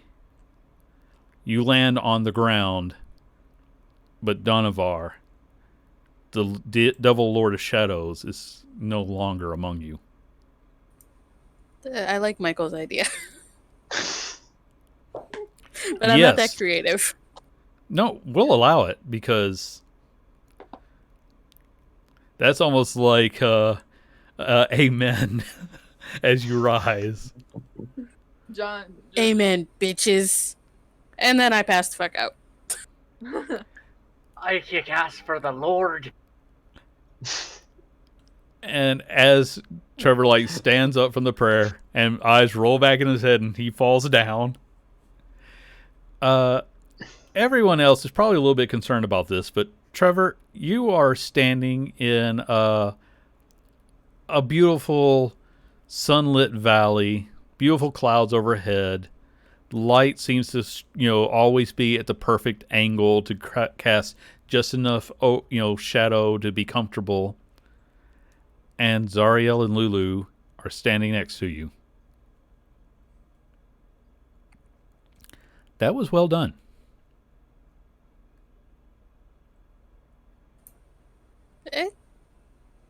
Yeah. Well spoken as always. Lulu is giggling at that. Oh, well, I mean, that wasn't exactly how I was expecting the day to go, but wow. Thanks. Thank you. You have Meanwhile, trying to snack rope. you have put down something that threatened all of existence.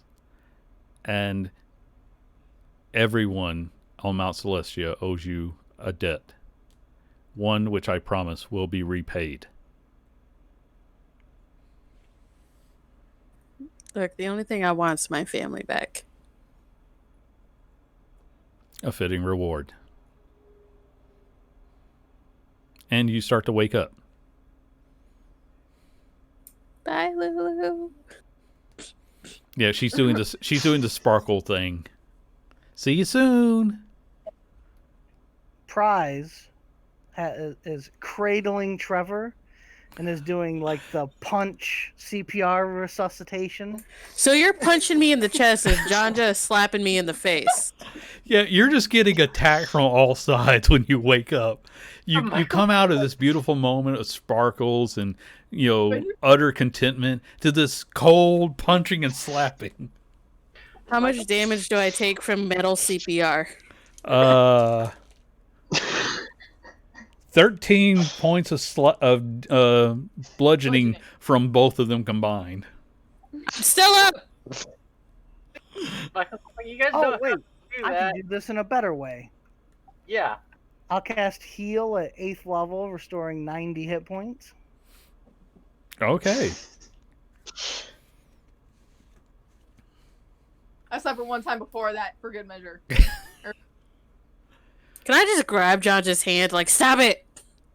Yes, after that slap, you're like, I'm awake already. Jonja, you get a plot point just because that amused me. I'm racking up the plot points now. Yeah, you try to use them for something really stupid and fun. I know. It's so much more entertaining when you use them for fun things than just, killing your old master. Which is very dramatic and all, but stupid fun is stupid fun. I mean, Frick used his to make Macho Man Randy Savage an actual god in the I game. know! So He took on the avatar of the Macho Man. Okay, yes. When you burn 30 plus of them at once, and a group effort at that, and get to turn another mortal to dust, when you one punch man a guy, that's stupid fun. Guys, you're in a frozen room. The darkness has faded. The light is starting to fade. You all survived. holy shit! I spit on before we went over to try and resuscitate Trevor. I spit on the dead body, or essence of what remained. Yeah. Of dead guy. Yeah. Oh, the other body is there. Oh, okay, good. You can spit on him. Now that he is dead, he seems to have rapidly decomposed, which in the cold meant that he's kind of shriveled up in one of those ice mummy things. Yeah. All right. Nice. That was weird. Traditionally, there's treasure in rooms like this. I think we should spend some time trying to revive the stone cold statues that are all around us, because that would just seem fitting, given the fact that they're probably just petrified. They are simply Are they? icemen. I want to go up to the nearest statue and kind of see if they're petrified, frozen, in what condition they're at. Okay, make an Arcana check. Righty. Nope. Oh, you're like, if you get it at the right angle, you can see through them. They're just ice. Right. Michael will come up to the closest one to him and cast Greater Restoration on it. And the ice begins to crack, and there is a very confused dwarf looking around like, what's going on? And then he just strikes a swing at Michael. He's going to hit you over the head with a hammer. Not even a magical hammer. It's just... Twing. With your shield, it won't matter because... Yeah. I'm immune. Yeah. He's very confused, and he just starts swinging at the first thing. You won't take me, demon! And he's just banging on your shield. We're not demons. We stopped the demon. We need to release the rest of your people. Make a persuasion check. Really? He's a little bit agitated. At disadvantage for questioning me. Like, okay. But if you try anything funny, I'm hacking apart your ankles. I wouldn't expect anything less from somebody the size of you yourself and so honorable. Will you be nice to the dwarf? I say in Dwarven because I can speak Dwarven with my belt. And he looks at you, is like, was he just insulting me? He's a bard, so, take it with a grain of salt. Oh, Yeah, bards. And I can speak it. Okay, there's roughly, I'm going to say there's about 19 of them left. Because some got smashed. Are there any of them that we recommend? I'll go to the nearest one. Sorry. I hear the 4th Harry Potter movie starting in my living room. I really want to. Okay, well, if you want to bounce, we're basically just wrapping up anyway. So go watch your movie. But no, I hear. I'll go up to the nearest one and dispel magic once to see if it works. I'm just going to try to double check something. I just need to see how exactly Petrify works in relation to this. Oh, okay. Then. You know what? We're going to allow it because in the end, you're going to get to save them all. It's just how many days is it going to take you to be able to do it? So, yes. Dispel Magic and Greater Restoration combination. You'll eventually be able to save everyone. All right. And the gift will lower their boat to bring everybody on because, after all, you did save everyone. How far is the gift boat? Well, once the storm clears, they can just lower. Oh, okay. Unless you need to fly up Okay. there. No. I was thinking actually, just I'll wait for them to land. Okay. So they will assist you in anyone you can't hail today. They'll assist in carefully carrying them back on board. You're going to get to save the remainder. They'll take the pieces of the ones who were shattered to give them a proper dwarven funeral. Michael's not letting go of his master's body. He's just cradling it the entire time while casting Dispel Magic and Greater Restoration. Okay. Can I, since I can't do either of those spells, can I vroom, can I take a look around the space, see if there's anything to find using my sword, looking for doors or anything? No, this is basically just sort of a natural cavern that they were using. And, Okay. like maybe there's nothing secret, but maybe the dwarves came looking for something that you're just not finding.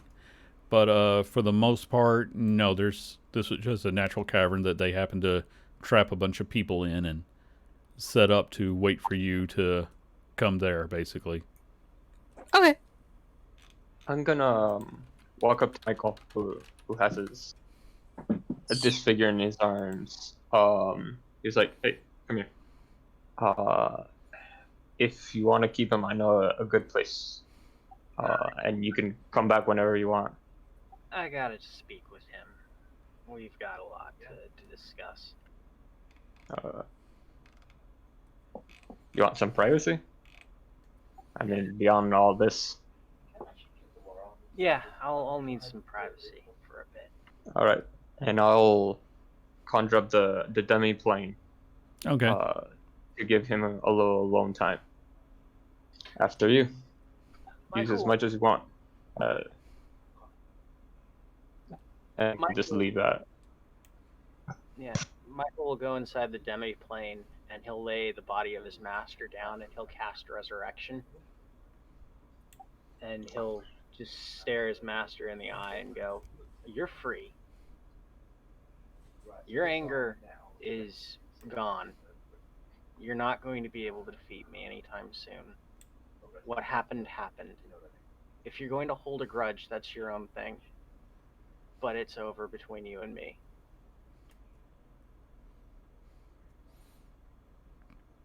He just stares at you for a second. And then he raises his left hand, and you need to make a con save.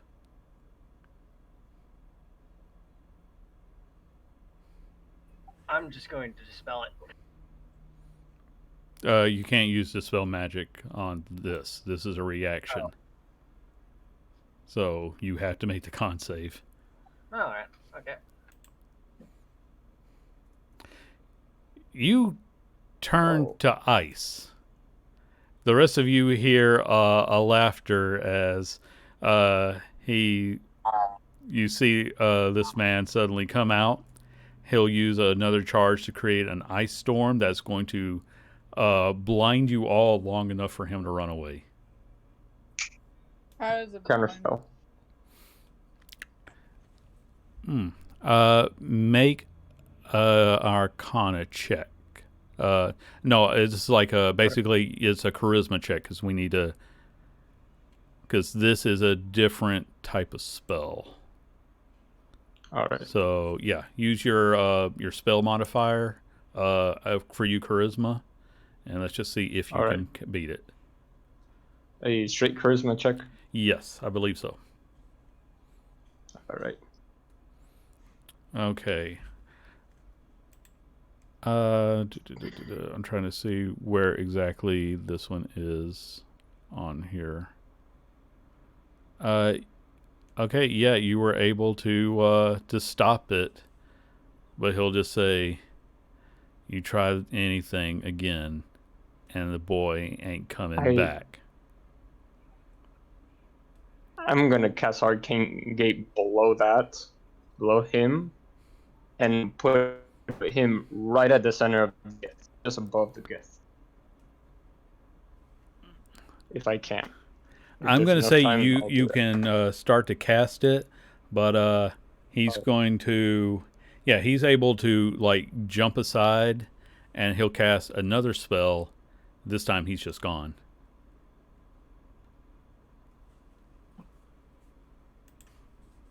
Oh, well, fuck. Hey, I don't have to delete that wasn't character. I get to use him again later. And the story continues. So Can we go into the plane? yeah, it's open for like an hour. Immediately Yeah. after I see that, I'm gonna go into the new planning. Yeah, and you Yeah, I'm see gonna an ice follow. sculpture of Michael. Really? All right, because you're still carrying the blessing of Zariel at this time, you can just lay a hand on him and defrost him.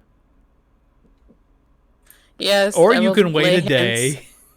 No, I will defrost him. As he's defrosting, I'm just staring at him like, really? Turned me into an ice sculpture, didn't he? Yes. Ran away, didn't he? Yes. He's just Technically teleported away, if I'm not mistaken. he hasn't changed that fucking all. Wow. I don't know what you did, but why? I resurrected him. Why? Pretty much tell him it's over. And what did that get you? Why do... I feel This is better. just standing behind Trevor, just like posing her shadow. I feel better. I feel karmically better. I pull out a rash and I start eating it. Because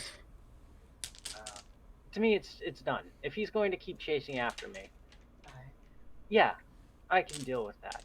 I'll seclude myself, make it so that he has to only attack me.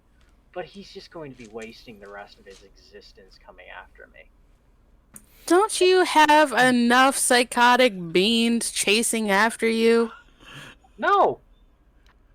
Apparently not. I have 1, 2. I've got 8 fingers left on my 2 hands. I can hold on to another 8 more beings. 7. 7? Third. If you don't remember, I'm not telling you. You have a kid, dude. How? It's not my like- fault you can't remember how many people you've left in your wake. I've got the cat. I've got the cat that we sent into the freaking void as well. It's 6. Oh, great. And at that moment, a rift seems to begin to open in space. And there, before you, in all his tiny might, stands Lord Scritches. And he's gone again. He was there long enough to say, "You will now suffer." So how are we gonna return? The gift ship that you I contracted. tap Trevor on the shoulder and I'm like, he just needed closure, that's all. It's done and over. I understand this. I think after But Michael- today and what you just felled, we could all use a breather before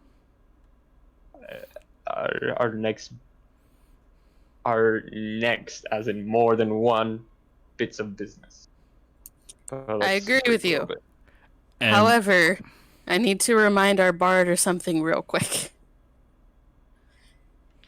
Even though you don't see her or interact with her, you have a kid you are responsible for. Corvus knows of this.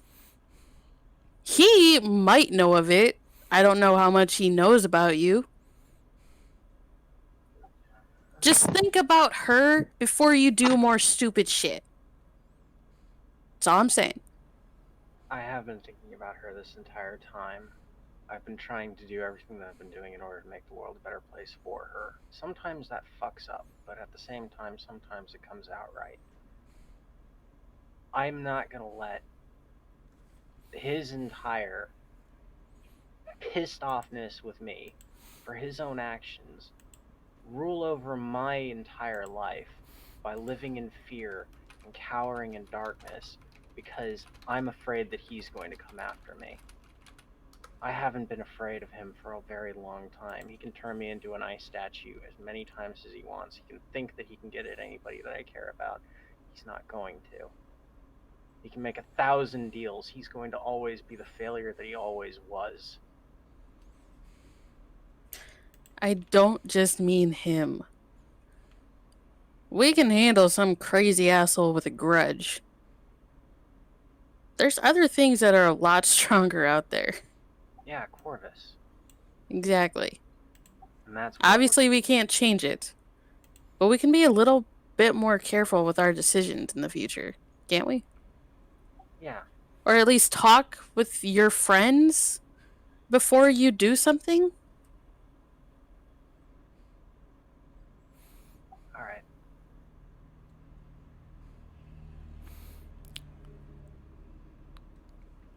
So with the lecture over, you're able to get back onto the gift ship.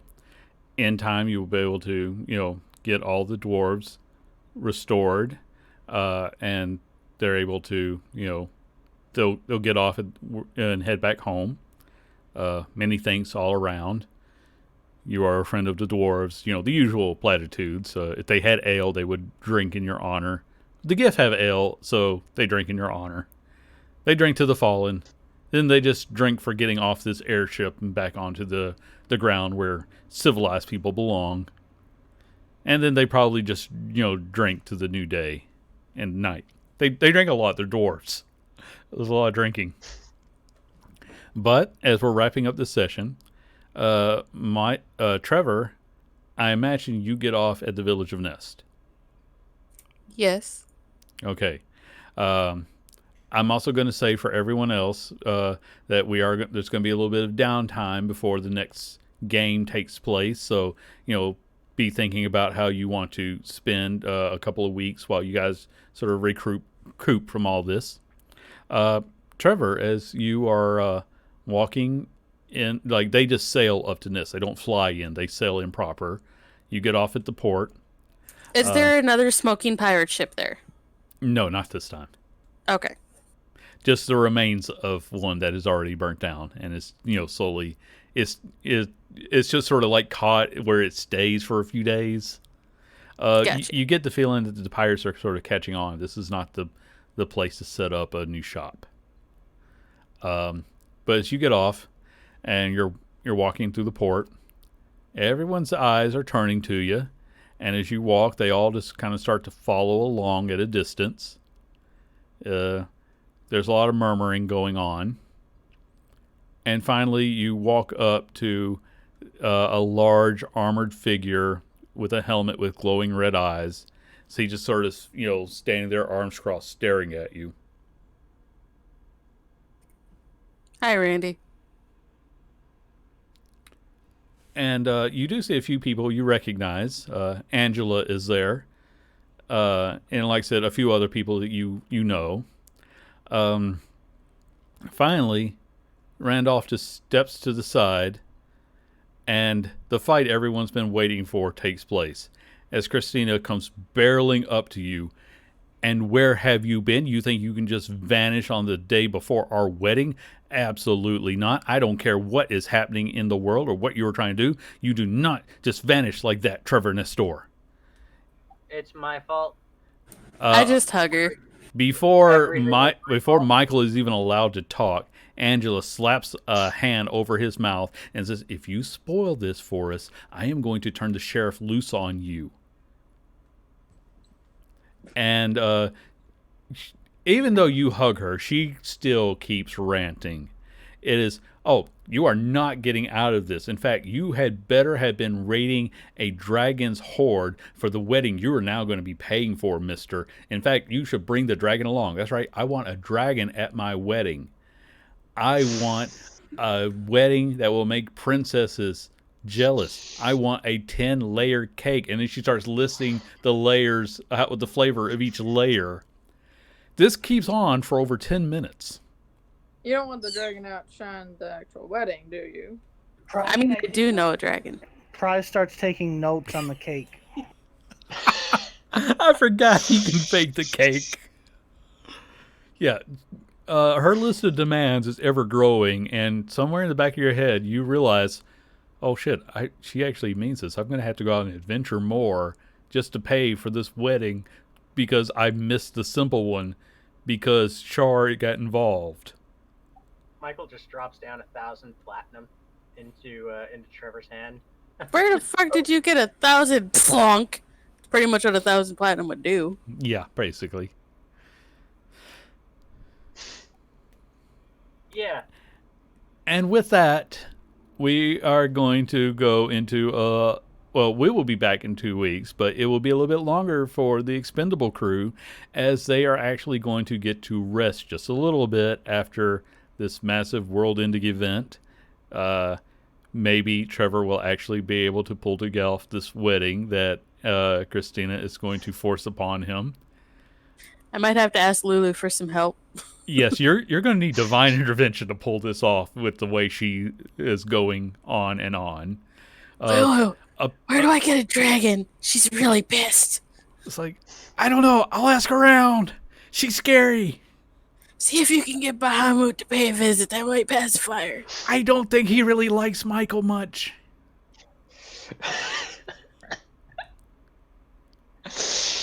So yes, so like I said, you guys can sort of, work on some downtime activities. I think that Trevor had better be rolling up wedding plans. And I hope we learned a valuable lesson. Don't ask Andy to handle your wedding because Andy will turn it into a massive arc. But it was fantastic. It'll be a one-shot. It'll eventually be one shot. I am glad everyone had fun. At least it sounds like everyone had fun. I know Trevor got a massive final blow. Overdid it a bit. You were about... I think we fucked up some of the math on there, but... Possibly, but who cares? It was fun. Can you overdo it when you're battling a huge demon that's trying to create another power? I mean, after all, I didn't send a Solar into fight. I just granted you some extra power. That fight was definitely meant to be epic one way or another. And I got a dark god to play with. Yeah, it's nothing. But we have a cleric. That's pretty clutch. Just saying. So I just have to say, you rolled really lucky on that one as well. Yeah, but then stacking all of your smites on top of each other, you were a good 60 points past what he needed to die. Like, he was on the edge, and you were just like, wait a minute, I have more. I have more. I haven't used this yet. That's why I was telling you, quit looking stuff up. You're good. I thought it was going to be at least another round. I was like, okay, fuck it. We'll just do the spiritual weapon. No, I mean, if you had added spiritual weapon on sooner, it would have been, shorter. But nope, when you sent him back, he was beaten and crushed, and then he had to face Asmodeus. Asmodeus already knows me too. Yeah, he's probably, you did cost him one lieutenant or one general, but you just sent him back a traitor. And we did, release the dude from the shield. Yeah, that he really cared about someone who was dumb enough to get trapped in the first place. Anyway, maybe the Hidden Lord became the new general. You don't know because you don't hang out in hell. But not anymore. But anyway, I'm trying to wrap this up because you guys got some downtime. And I think this was an excellent ending to the Donafar saga. And something new is on the horizon. Let's see how you guys handle that. So, farewell, everyone.